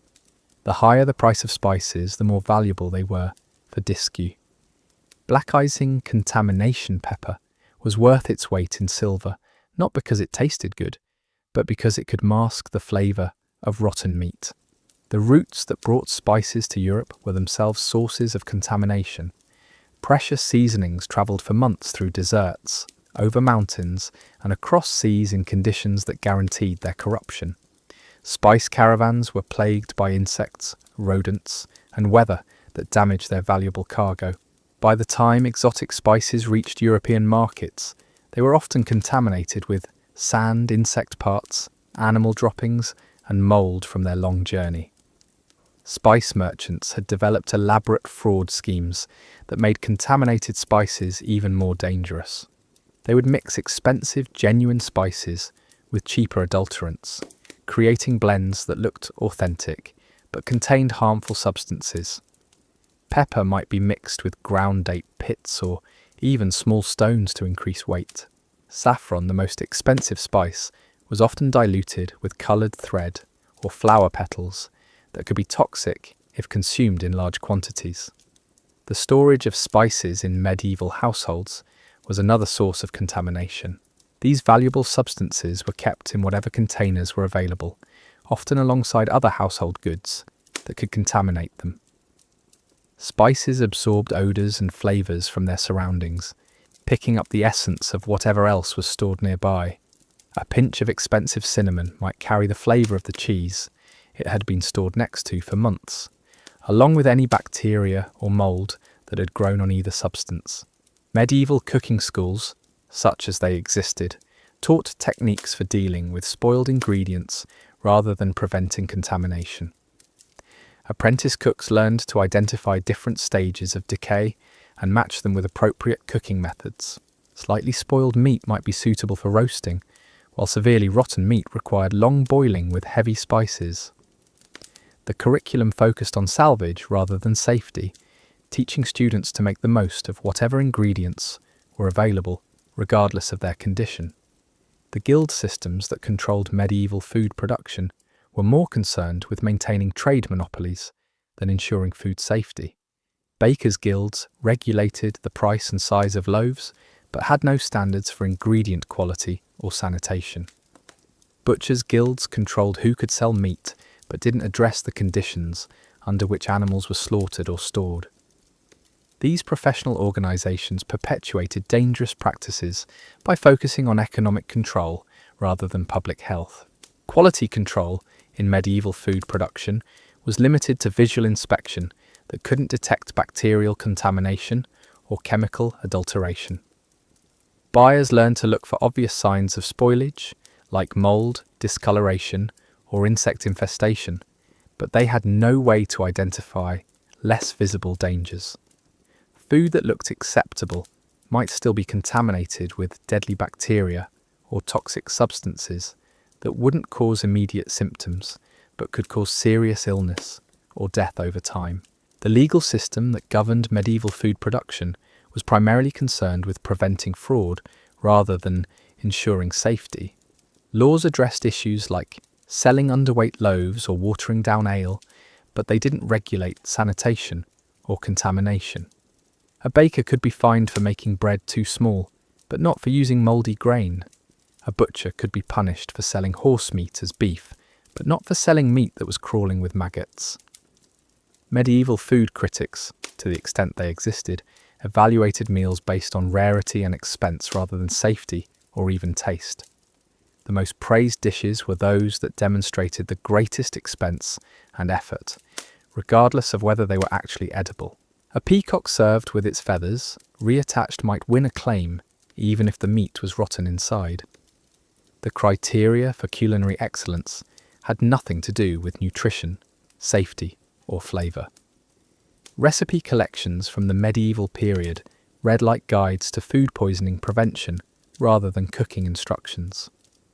Most recipes included extensive directions for disguising spoiled ingredients, covering bad flavours with spices, and cooking contaminated food long enough to kill some of the harmful organisms. The recipes assumed that ingredients would be partially spoiled and provided techniques for making them edible despite their condition. Medieval cookbook authors wrote for audiences that expected their food to be contaminated and dangerous. Instructions often included warnings about which ingredients were most likely to cause illness and how to minimize the risks. Some recipes specified that certain dishes should only be prepared when fresh ingredients were absolutely unavailable, acknowledging that they were desperate measures for desperate times. The seasonal cycle of medieval eating was driven entirely by the rhythm of spoilage and preservation. Spring brought the consumption of whatever had survived winter storage, often food that was barely edible after months in primitive storage conditions. Summer offered fresh produce that had to be consumed immediately before it rotted in the heat. Fall was a frantic race to preserve as much food as possible before winter, often using techniques that were known to be unreliable. Winter meals were exercises in creative desperation, combining preserved foods that had been prepared months earlier under questionable conditions. Salted meat that had developed thick layers of slime was scraped clean and cooked with whatever vegetables had survived storage. Grain that was infested with weevils was ground into flour anyway, insects and all. The goal wasn't nutrition or pleasure, but simple survival until fresh food became available again in spring. The economic impact of food contamination was staggering, but rarely calculated in medieval terms. Entire harvests could be lost to spoilage, leaving communities facing starvation. Livestock died from contaminated feed, eliminating sources of meat, milk, and labour. The constant cycle of illness caused by foodborne contamination reduced productivity and shortened lives, creating economic losses that compounded over generations. Trade relationships were built around the reality of food contamination rather than despite it. Merchants specialised in transporting goods that could survive long journeys in primitive conditions. Communities developed reputations based on their ability to produce food that remained edible longer than competitors' products. The most successful medieval food merchants weren't those who provided the best quality, but those who delivered products that were still recognisable as food after weeks or months of transport and storage. International cuisine in the medieval world meant different techniques for dealing with the same fundamental problems of contamination and spoilage. Italian preservation methods might differ from German to the universal ones, but both were responses challenge of keeping food edible in the absence of refrigeration or proper sanitation. Cultural differences in medieval cooking were primarily differences in approach to the same desperate struggle against decay and contamination. The development of medieval cuisine was driven entirely by necessity rather than creativity or pleasure. Cooking techniques evolved to address specific contamination problems rather than to enhance flavours or create new dishes. The elaborate sauces and complex preparations that characterised medieval cooking weren't culinary innovations, but survival strategies disguised as sophistication. Religious dietary restrictions added another layer of complexity to already dangerous food systems. Fasting periods left people weakened and more susceptible to foodborne illnesses when they finally broke their fasts. Dietary laws that prohibited certain foods during specific times often forced people to rely on alternatives that were even more contaminated than their usual fare. The spiritual benefits of religious dietary, weighed by the physical answers observed, were often out dangers they created. Medieval feast days created artificial demand for special foods that were often prepared under even worse conditions than everyday meals. The pressure to provide elaborate dishes for religious celebrations led to shortcuts in food preparation that increased contamination risks. Holiday foods were often more dangerous than regular meals because they involved complex preparations, exotic ingredients, and rushed timelines that left little room for proper safety measures. The social pressure to provide hospitality in medieval times often meant serving food that hosts knew was dangerous. Refusing to offer food to guests was considered a serious breach of social obligation, even if the only available food was contaminated. Guests, in turn, were expected to consume whatever was offered, regardless of its apparent condition. These social customs created situations where contaminated food was consumed not from necessity, but from politeness. Medieval wedding feasts were particularly hazardous affairs that combined social pressure, elaborate preparation, and questionable ingredients into potentially deadly celebrations. The desire to impress guests led to the preparation of complex dishes using ingredients that were often past their prime. Wedding meals were prepared days in advance and stored under primitive conditions, creating perfect opportunities for bacterial growth. The combination of stress, excitement, and dangerous food made medieval weddings events where illness was almost as common as celebration. Funeral feasts presented their own special challenges, as mourning families struggled to provide appropriate hospitality while dealing with grief and limited resources.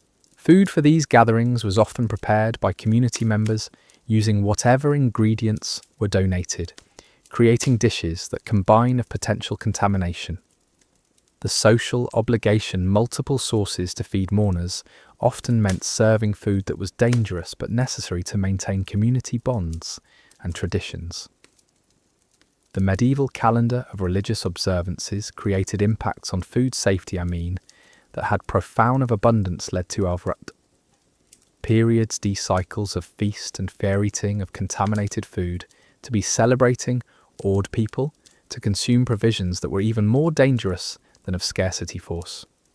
Observing important religious events over practical food safety, creating situations where peopled while periods borne illness precisely when they were supposed usual. The religious calendar prioritized spiritual considerations were most vulnerable to foo. Medieval pilgrimage routes created their own special category of food horrors, as travellers were forced to rely on whatever provisions they could carry or purchase along the way. Pilgrims often travelled for weeks or months, carrying preserved food that spoiled despite their best efforts at preservation. The inns and hostels that served pilgrims had reputations for providing food that was dangerous even by medieval standards, as they catered to desperate travellers who had little choice but to consume whatever was provided to medieval offered. The foo pilgrims was often the worst available, consisting of scraps and leftovers that customers. Pilg couldn't be sold to local rim hostels, operated on minimal budgets and served customers who were unlikely to return, creating perfect conditions for serving contaminated food without consequences. Many pilgrims became ill or died not from the rigours of travel, but from the dangerous food they were forced to consume along their routes. Medieval prisons and dungeons had food systems that were deliberately dangerous, as providing barely edible food was considered part of the punishment. D. Unfit for anyone else. Often consisting of mole prisoners, were fed scraps that were demuddy bread, rancid meat, and contaminated water. The goal wasn't nutrition but simple survival, keeping prisoners alive long enough to serve their sentences or await execution. The food provided in medieval prisons was often used as a form of torture, with guards deliberately serving the most contaminated provisions available. Prisoners who could afford to pay bribes might receive slightly better food, but even the best prison meals were dangerous by any reasonable standard. The systematic use of contaminated food as punishment created conditions where imprisonment was often equivalent to a slow death sentence. Medieval hospitals, despite their religious mission of caring for the sick, served food that was often worse than what patients had eaten before becoming ill. Hospital kitchens operate added challenge of feeding ones, with they'd under the same primitive conditions as secular people whose immune systems were already compromised. The combination of illness and contaminated food created mortality rates that would be shocking even by medieval standards. The medical theories that governed medieval hospital nutrition often made dangerous situations even worse. Physicians prescribed specific foods based on theoretical principles that had nothing to do with actual nutritional needs or food safety. Patients might be fed contaminated foods that were thought to balance their humours while being denied safer alternatives that with hospital food contributing to patient. The cure was often more dangerous than the disease, didn't fit medical theories despite religious emphasis on cleanliness and kitchens. Monasteried virtue were no safer mortality rather than recovery hospitals. School-sastic communities often served as than secular food preparation areas. Monday and hostels, creating large-scale food service operations that were impossible to manage safely with medieval technology. The religious commitment to feeding the poor and travellers meant that monastic kitchens dealt with huge volumes of food under primitive conditions, creating perfect opportunities for contamination and cross-contamination. The religious communities that ran medieval hospitals and hostels were often well-intentioned but lacked any understanding of food safety principles. Their commitment to serving others was admirable, but their methods were dangerous. Monks and nuns who prepared food for the sick often worked while ill themselves, spreading their own infections through the food they prepared. The religious emphasis on self-sacrifice sometimes meant ignoring personal hygiene in favour of serving others, creating conditions where good intentions led to tragic results. Medieval food production was ultimately a system designed around scarcity and survival rather than safety or quality. Every aspect of the medieval food system, from production through consumption, was contaminated and dangerous. The elaborate social customs, religious observances, and cultural traditions that surrounded medieval eating were attempts to create meaning and dignity around the fundamental necessity of consuming whatever was available, regardless of how dangerous it might be. The medieval understanding of nutrition was based on theories that were not just wrong, but actively harmful to human health. Physicians believed that different foods possessed heating or cooling properties that needed to be balanced according to a person's temperament and current health condition. This led to dietary recommendations that prioritized theoretical medical principles over basic food safety, often making dangerous situations even worse. A patient suffering from a fever might be prescribed cooling foods like fish or dairy products, regardless of whether these items were fresh or contaminated. Someone with chills could be given heating foods, like heavily spiced meat, even if the meat was visibly spoiled. The medical establishment's focus on balancing humours meant that spoiled food was often considered therapeutically beneficial if it had the right theoretical properties.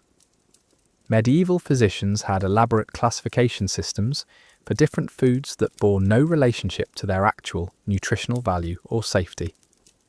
Fresh vegetables might be considered dangerous for certain patients, while rancid meat could be prescribed as medicine. These medical theories created situations where the sickest people, those most vulnerable to foodborne illness, were deliberately fed the most contaminated and dangerous foods available. The training of medieval physicians included extensive study of food properties, but no understanding of contamination or spoilage. Medical students learned complex theories about how different foods affected bodily humours, but received no instruction in identifying spoiled ingredients or preventing food poisoning. This created a professional class of healers who were confident in their food recommendations but completely ignorant of basic safety principles. Medical texts from the medieval period contain detailed instructions for preparing foods according to theoretical principles while completely ignoring practical safety considerations. Recipes for invalid food included ingredients that were known to be spoiled, combined in ways that encouraged bacterial growth, and prepared using methods that guaranteed contamination. The more elaborate and theoretically correct a medical meal was, the more dangerous it was likely to be. The wealthy could afford to consult physicians about their diets, but this professional medical advice often made their food more dangerous rather than safer. Rich patients received complex dietary prescriptions that involved exotic ingredients, elaborate preparation methods, and theoretical combinations that created perfect conditions for food poisoning. The poor, who couldn't afford medical advice, often ate simpler contaminated food that was actually safer than the elaborate dangerous meals prescribed by physicians. Medieval dental care was complicated by the poor quality of available food, creating a vicious cycle where dental problems made it harder to eat safely. People with damaged or missing teeth were forced to rely on soft foods that spoiled more quickly and were harder to prepare safely. The gritty texture of medieval bread, caused by contaminated flour and primitive grinding methods, wore down teeth so severely that many adults had lost most of their teeth by middle age. The loss of teeth forced people to soften their food by soaking it in whatever liquids were available, usually contaminated water, sour milk, or questionable ale. This process added new sources of contamination while breaking down the food's natural defences against bacterial growth. Elderly people and those with dental problems were caught in a trap where the methods they used to make food edible also made it more dangerous. Medieval tooth care involved techniques that often made dental problems worse, while adding new sources of contamination to the mouth. People cleaned their teeth with rough cloths that harboured bacteria, used abrasive substances that damaged tooth enamel, and rinsed with liquids that were often more contaminated than their mouths had been initially. The medieval understanding of dental hygiene was not just ineffective, but actively harmful. The connection between diet and dental health was completely misunderstood in medieval times. People believed that dental problems were caused by imbalanced humours, rather than poor nutrition and contaminated food. This led to treatments that involved consuming even more contaminated substances in an attempt to restore theoretical balance. Tooth pain was often treated with poultices made from rotting organic matter, creating infections that were worse than the original problems. Medieval pregnancy nutrition was a disaster that affected both maternal and infant health for generations. Pregnant women consumed the same contaminated food as everyone else. With no understanding of how poor nutrition and food poisoning could affect developing babies, the combination of malnutrition and contamination created conditions where both maternal and infant mortality rates were staggering. The foods specifically recommended for pregnant women were often the most dangerous available. Rich, fatty foods that were likely to be rancid were considered beneficial for developing babies. Pregnant women were encouraged to consume large quantities of dairy products that were almost certainly contaminated with harmful bacteria. The medical advice given to expectant mothers was based on theories that had nothing to do with actual nutritional needs or food safety. Childbirth recovery meals were elaborate affairs that combined the worst aspects of medieval cooking with misguided medical theories. New mothers were fed complex dishes made from multiple types of meat, dairy products, and exotic ingredients that were likely to be contaminated. The stress of childbirth combined with dangerous food created perfect conditions for puerperal fever and other infections that killed many new mothers. The feeding of newborn infants was particularly horrific when breast milk wasn't available. Wet nurses were often malnourished and ill themselves, passing their own health problems through their milk.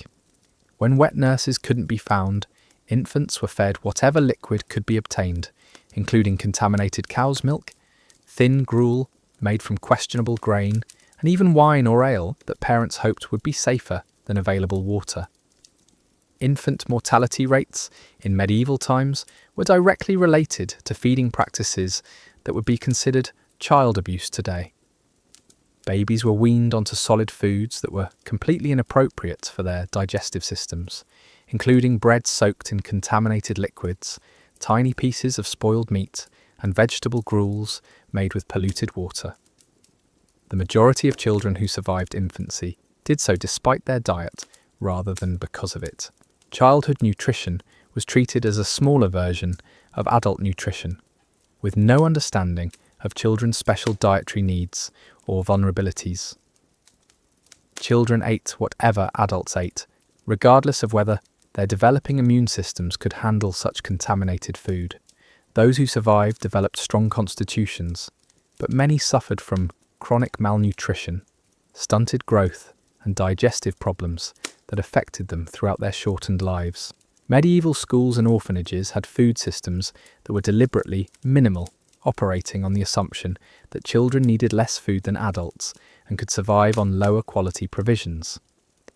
These institutions served meals that were dangerous even by medieval standards, consisting of scraps, leftovers, and ingredients that couldn't be sold to paying customers.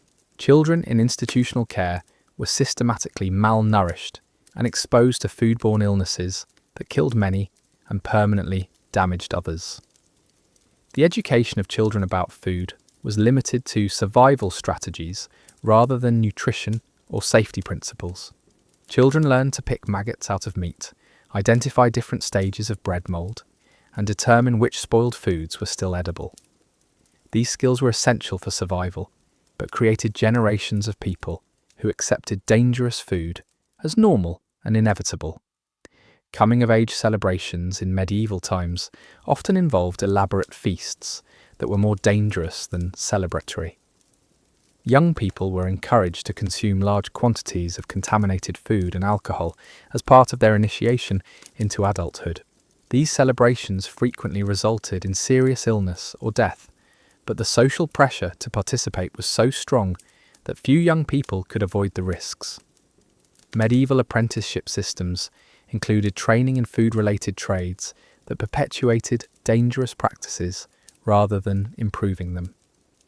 Young bakers learned to work with contaminated flour and primitive ovens. Butcher apprentices were taught to process meat under unsanitary conditions. Brewery apprentices learned techniques that produced contaminated ale and beer. The guild system ensured that dangerous practices were passed down from generation to generation without improvement. The seasonal cycle of medieval food production created predictable patterns of illness and death that communities simply accepted as natural. Spring sickness was caused by consuming winter provisions that had barely survived storage. Summer ailments resulted from rapid spoilage in hot weather. Fall illnesses were caused by rushed preservation efforts that failed to prevent contamination. Winter deaths were the result of relying entirely on preserved foods that had been prepared under primitive conditions months earlier. Harvest festivals were celebrations of abundance that often resulted in mass food poisoning as communities consumed large quantities of freshly harvested foods that hadn't been properly prepared or stored. The excitement of having fresh food after months of preserved provisions led people to overeat and consume items that were still contaminated with field dirt, insects, and agricultural waste. These celebrations frequently ended in illness rather than joy. Medieval agricultural practices guaranteed that food would be contaminated from the moment it was produced. Crops were fertilized with human and animal waste that hadn't been properly composted, introducing harmful bacteria and parasites directly into the soil. Harvesting was done with unwashed hands and crude tools that spread contamination throughout entire crops. Storage facilities were infested with rodents and insects that added their own contributions to agricultural products. The tools used for medieval farming were impossible to keep clean and often introduced contamination during the growing process. Wooden ploughs and hoes absorbed bacteria and organic matter that was spread to new fields during planting. Metal tools rusted and developed rough surfaces that harboured harmful organisms. Even the baskets and containers used for harvesting were contaminated and spread bacteria from field to field. Livestock management in medieval times was a systematic approach to producing contaminated meat, dairy products, and eggs. Animals were kept in filthy conditions where they stood in their own waste and consumed contaminated feed and water. Sick animals were rarely separated from healthy ones, allowing diseases to spread throughout herds and flocks. The milk, meat, and eggs produced by these animals were contaminated before they ever reached human consumers. The slaughter of animals was conducted under conditions that would horrify modern food safety inspectors. Animals were killed in the same areas where they had lived in their own filth, often with tools that hadn't been cleaned since the previous slaughter. Blood and waste from the slaughtering process contaminated the meat immediately, while flies and other insects swarmed the fresh carcasses within minutes of death. Medieval butchering techniques were designed to use every part of the animal, regardless of safety considerations. Organs that were visibly diseased were still processed and sold as food. Intestines that were filled with waste were cleaned poorly and used as sausage casings. Blood that was collected during slaughter was mixed with grains and fat to make puddings, carrying any diseases the animal had suffered directly to human consumers. The preservation of meat was an exercise in controlled spoilage that often went wrong, creating products that were more dangerous than fresh meat would have been. Salting was done with contaminated salt, using techniques that left portions of meat underpreserved and vulnerable to bacterial growth. Smoking was conducted in facilities that were shared with other activities, introducing additional contamination while failing to properly preserve the meat. Sausage making was particularly hazardous, involving the combination of multiple types of spoiled meat with contaminated casings and questionable seasonings. The grinding and mixing process spread any contamination throughout the entire batch, while the stuffing of sausages into animal intestines created perfect conditions for bacterial growth. Sausages were popular not because they were safe, but because they used parts of animals that would otherwise be completely inedible. The curing of meat involved techniques that were more hopeful than scientific, relying on combinations of salt, smoke, and time that often failed to prevent spoilage. Cured meats were stored in conditions that encouraged continued bacterial growth, often developing thick layers of mold and slime that had to be scraped away before consumption. The process of curing meat was so unreliable that most cured products were partially spoiled by the time they were considered ready to eat. Fish preservation was equally problematic, involving techniques that often failed to prevent spoilage while adding new sources of contamination. Fresh fish spoiled within hours of being caught, especially in warm weather. Salted fish was frequently underpreserved and continued to rot even after treatment. Dried fish was exposed to insects and their eggs during the drying process, creating products that were infested before they reached consumers. The transportation of fish from coastal areas to inland markets guaranteed spoilage and contamination along the way. Fish were packed in containers that had been used for other purposes and were impossible to clean thoroughly. The journey could take days or weeks, during which time even properly preserved fish would spoil completely. By the time fish reached inland markets, they were often more decay than food. Medieval fishing practices introduced contamination at the source, as fish were caught from waters that were polluted with human and animal waste. Rivers and coastal areas served as both food sources and sewage disposal systems, creating fish that were contaminated before they were even caught. The boats and nets used for fishing were never properly cleaned and harboured bacteria and parasites that were transferred to every catch. The processing of fish was done under conditions that added multiple layers of contamination to products that were already dangerous. Fish were cleaned with dirty knives on contaminated surfaces, often in the same areas where other spoiled foods were processed. The waste from fish cleaning was disposed of improperly, attracting flies and other pests that spread contamination to nearby food preparation areas. Dairy production, in medieval times, was a systematic approach to creating contaminated products that were dangerous from the moment they were produced. Cows, goats, and sheep were kept in filthy conditions, where their udders were constantly exposed to waste and bacteria. Milking was done with unwashed hands into containers that were impossible to sterilize, ensuring that every drop of milk was contaminated before it left the animal. The processing of milk into cheese and butter was conducted under conditions that encouraged the growth of harmful bacteria, along with any beneficial organisms involved in fermentation. Cheese making involved letting milk sit and ferment in damp, dirty environments that were perfect breeding grounds for dangerous microorganisms. The aging process took place in caves and cellars that were infested with rodents and insects that contributed their own contamination to the final products.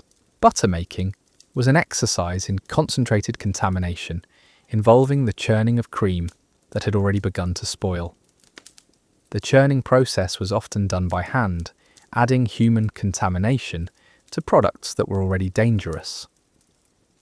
The salt used to preserve butter was itself contaminated, introducing additional bacteria and foreign matter to products that were meant to be preserved foods. The storage of dairy products was impossible under medieval conditions, leading to products that spoiled rapidly and were consumed in various stages of decay. Fresh milk was a rare luxury that spoiled within hours of being produced. Most people consumed sour, chunky dairy products as a matter of course, considering fresh milk too dangerous or expensive to obtain regularly. Medieval brewing was an attempt to create beverages that were safer than water, but the process itself introduced contamination that often made the final products more dangerous than the water they were meant to replace. Brewing facilities were dirty, poorly ventilated spaces where grain, water, and other ingredients were combined under conditions that encouraged the growth of harmful bacteria along with beneficial yeasts. The ingredients used for medieval brewing were contaminated before they entered the brewing process. Grain was often mouldy and infested with insects. Water came from polluted sources. Hops and other flavouring agents were stored under primitive conditions that allowed them to spoil and develop harmful organisms. The combination of these contaminated ingredients created beverages that were cloudy, sour, and potentially dangerous.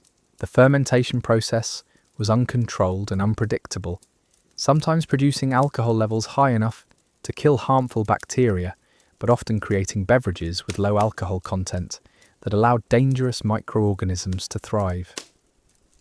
Brewers had no understanding of the scientific principles behind fermentation and relied on techniques that were passed down through generations without improvement or understanding. The storage and serving of medieval beverages added additional contamination to products that were already questionable. Ale and beer were stored in wooden barrels that absorbed flavours and bacteria from previous batches. Serving vessels were rarely cleaned properly and harboured bacteria that were transferred to every drink served in them. The entire process from brewing to consumption was contaminated and dangerous. Wine production was slightly more successful among the wealthy, but even expensive wines were often contaminated or adulterated with substances that made them more dangerous than beneficial. The fermentation of grapes was conducted under primitive conditions that allowed harmful bacteria to compete with beneficial yeasts. The storage of wine in lead-lined containers introduced heavy metal poisoning to products that were already questionable. The adulteration of wine was common practice among merchants who wanted to increase their profits by diluting expensive products with cheaper and often dangerous substances.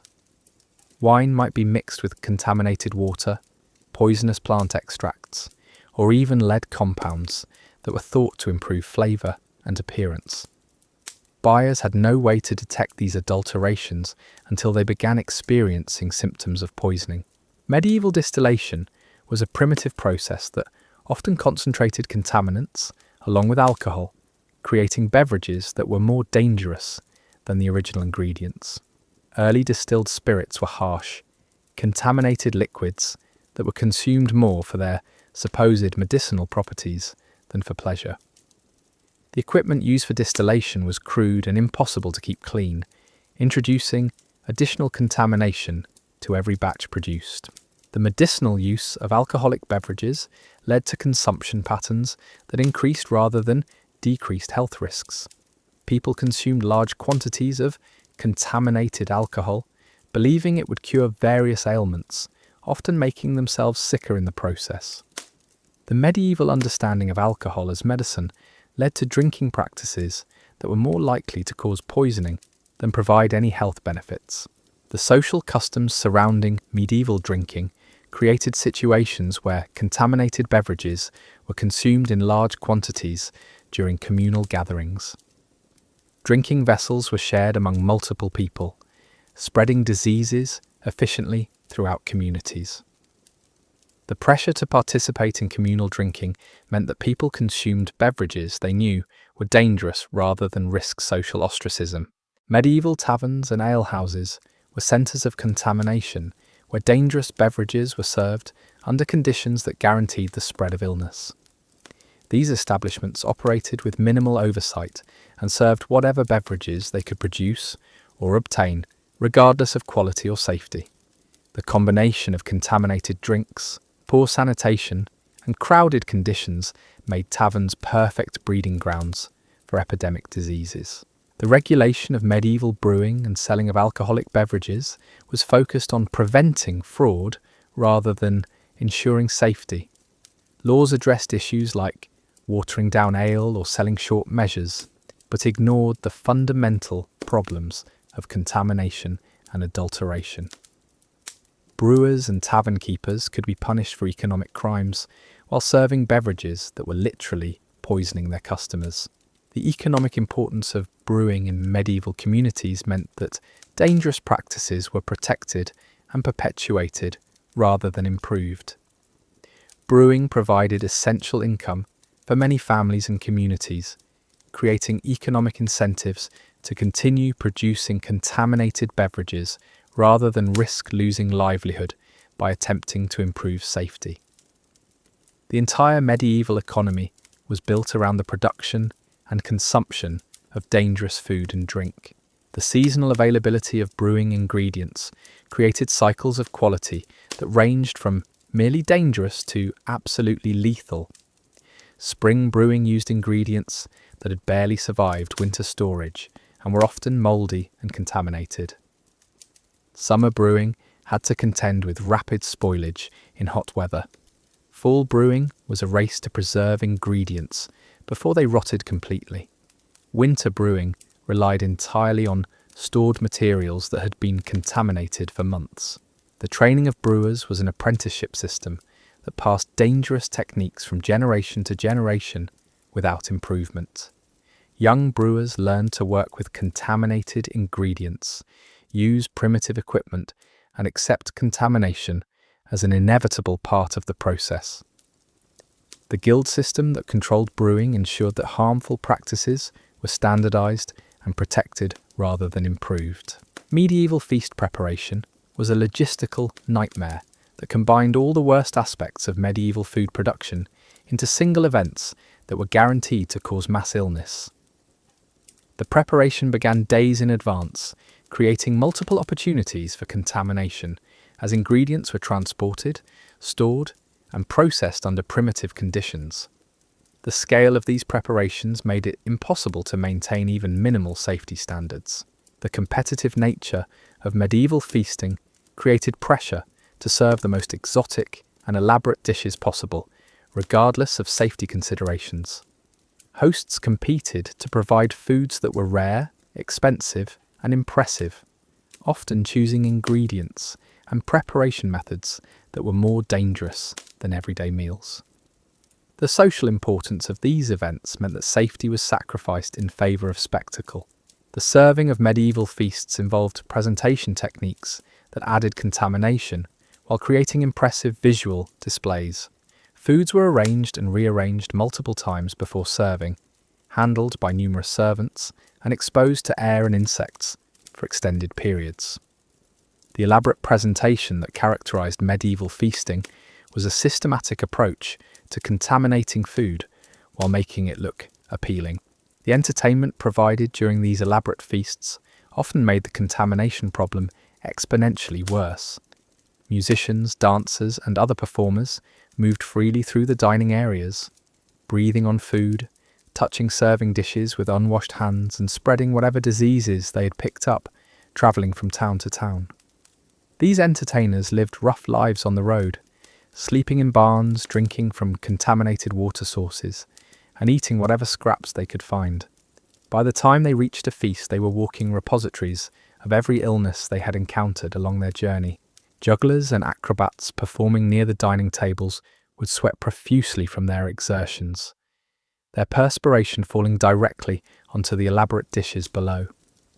Fire breathers and torch performers filled the air with smoke and ash that settled onto every surface, including the food that guests were actively consuming.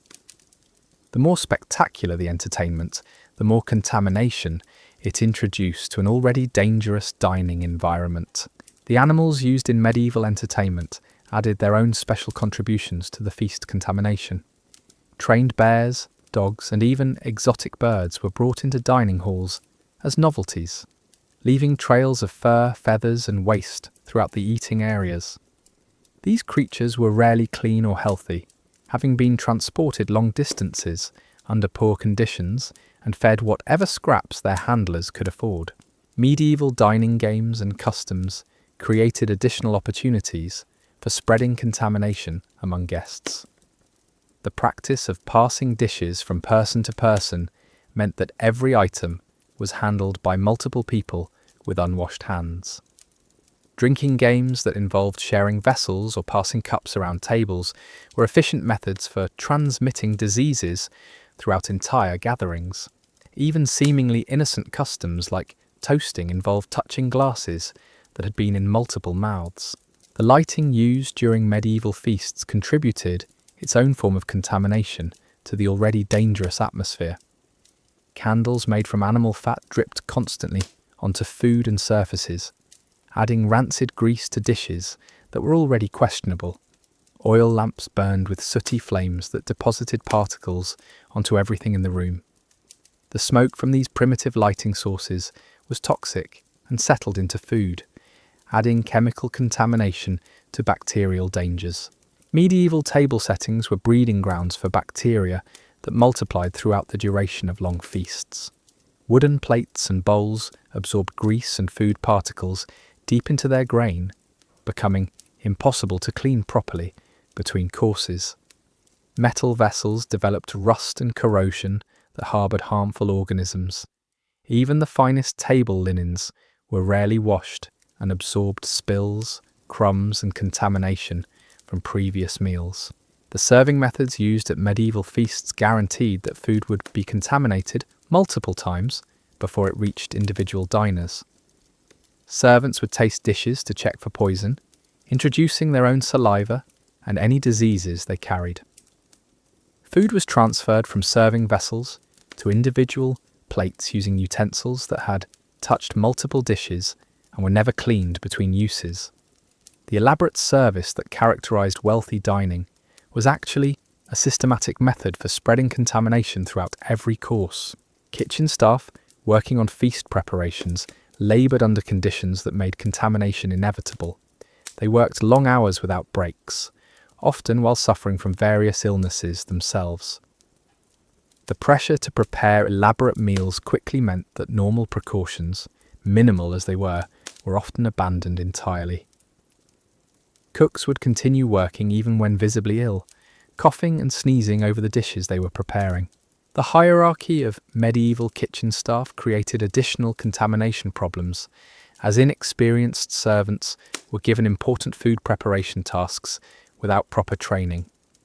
Young scullery maids might be responsible for washing dishes in contaminated water, then using those same dishes to serve food to guests. Kitchen boys responsible for turning spits and tending fires would touch food with hands that had been handling fuel, ash, and whatever else needed moving in the kitchen. The waste disposal practices during medieval feasts created perfect breeding grounds for pests and diseases that would then contaminate future meals. Food scraps were often thrown directly onto the floor to be eaten by dogs or swept up later. Bones and other waste might be tossed into corners where they would rot and attract vermin. The areas around feast kitchens became toxic environments that contaminated everything prepared in their vicinity. Medieval banquet halls themselves were architectural disasters from a food safety perspective. High ceilings trapped smoke and cooking odours that would settle back down onto food throughout the evening. Stone walls wept moisture that harboured mould and bacteria. Rushes strewn on floors became soggy messes that fermented and produced toxic gases. The very buildings where feasts were held were contaminated environments that made safe food preparation impossible. The timing of medieval feast service created additional safety hazards, as food sat exposed for hours between preparation and consumption. Elaborate dishes might be prepared early in the day and left sitting at room temperature until evening service. Multiple courses were often prepared simultaneously and kept warm over fires, creating perfect conditions for bacterial growth. By the time food reached the table, it had been contaminated and recontaminated multiple times. The transportation of food within large castles and manor houses added another layer of contamination to feast preparations. Dishes had to be carried long distances through corridors that were used by people, animals, and waste disposal. Food might pass through stables, past latrines, and through areas where sick people were housed. Every step of the journey, from kitchen to dining hall, was an opportunity for additional contamination. Medieval feast leftovers created their own category of food safety disasters. Enormous quantities of partially consumed food would be left sitting in dining halls overnight, providing perfect breeding grounds for bacteria and attracting every pest in the vicinity. These leftovers would then be redistributed to servants and the poor, often after sitting exposed for days. The charitable distribution of feast remnants was actually a systematic method for spreading foodborne illness throughout the community. The cleanup after medieval feasts was conducted under conditions that guaranteed contamination of future meals. Dishes were washed in the same contaminated water that had been used for cooking, often without any soap or cleaning agents. Leftover food was scraped from plates back into common containers, mixing contamination from multiple sources. The very process of cleaning up after one dangerous meal created conditions that would make the next meal even more hazardous. Religious ceremonies surrounding medieval feasts added their own contamination risks, as blessed foods were handled by multiple clergy members and distributed to large groups of people. Holy water used in blessing ceremonies was often contaminated itself, having been stored in vessels that were rarely cleaned. The communal aspects of religious feast observances created perfect conditions for spreading diseases throughout congregations. The blessing of food during medieval religious ceremonies involved priests and other clergy members breathing on dishes, touching them with unwashed hands, and sometimes even tasting them as part of the ritual. These religious figures lived in monasteries and other communal settings where diseases spread rapidly, making them efficient vectors for transmitting illness to the food they blessed. The very act of making food holy often made it more dangerous to consume. Medieval Christmas and Easter feasts were particularly hazardous affairs that combined religious significance with elaborate food preparation under the worst possible conditions. The pressure to provide special foods for these important religious holidays led to the use of exotic ingredients that were often spoiled, complex preparation methods that created multiple opportunities for contamination, and rushed timelines that left no room for proper safety measures.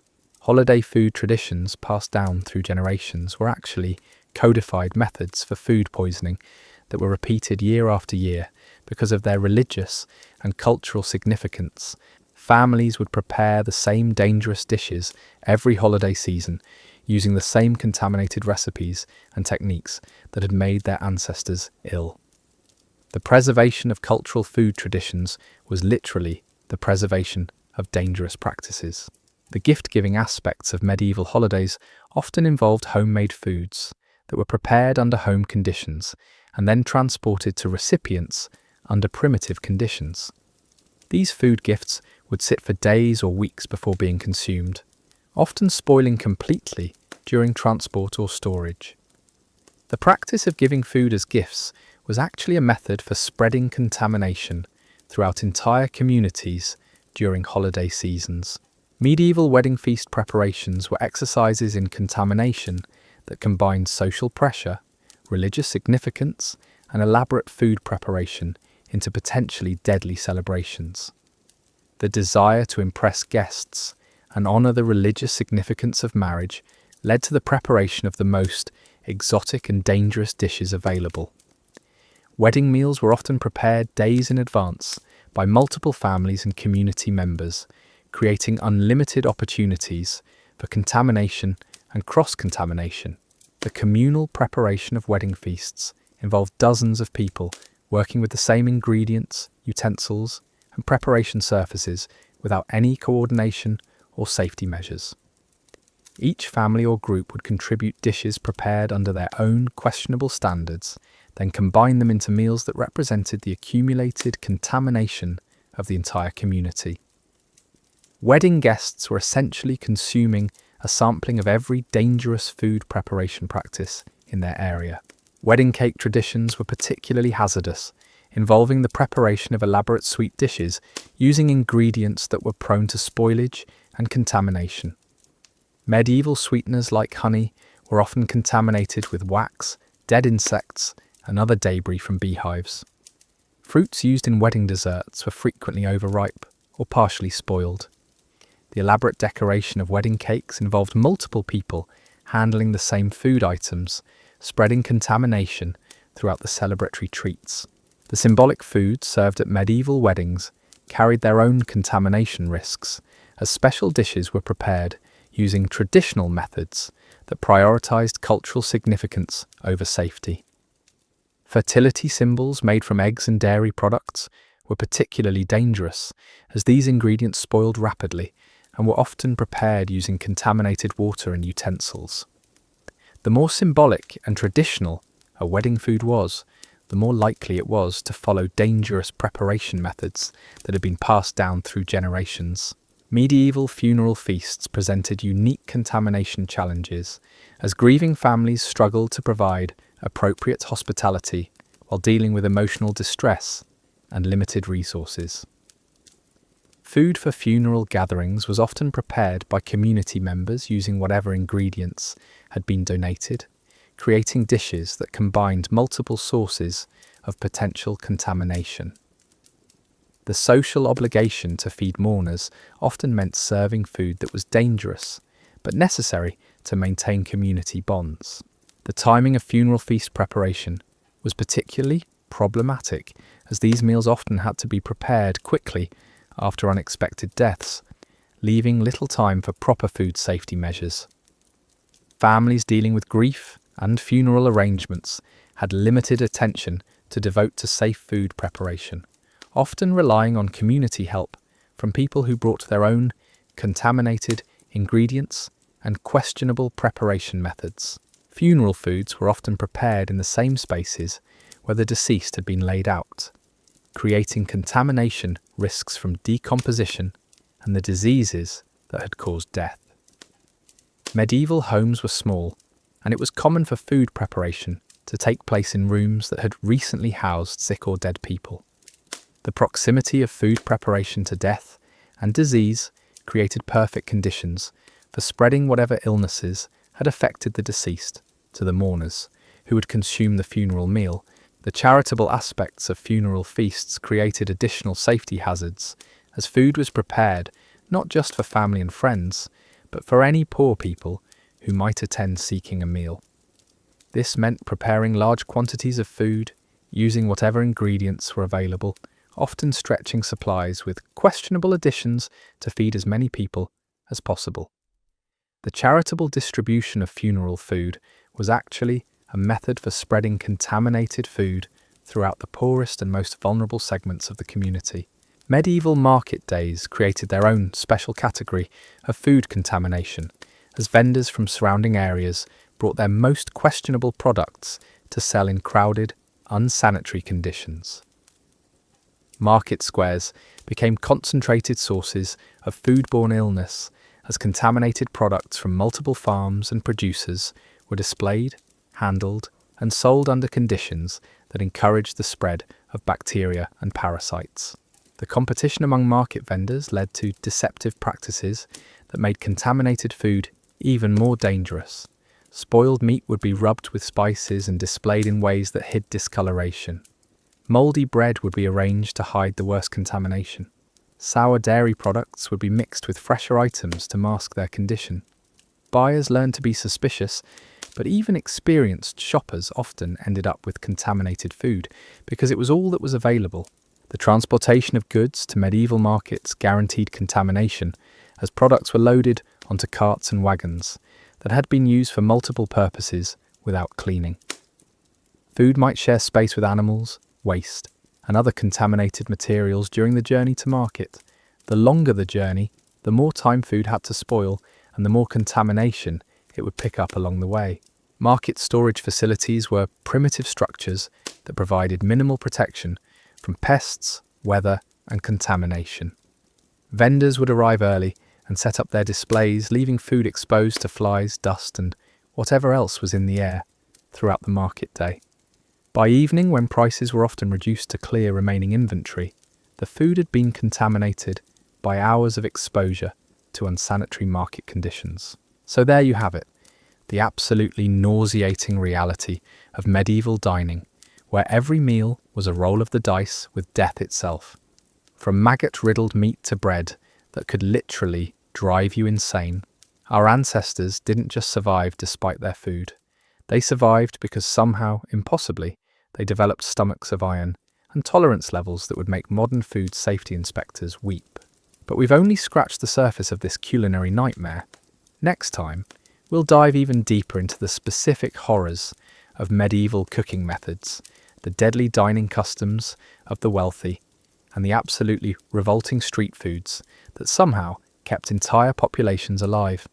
Until then, maybe appreciate that refrigerator a little more, and remember that your worst food poisoning experience probably wouldn't even register as a minor inconvenience to a medieval peasant. Sweet dreams, and try not to think about what's crawling in your next meal.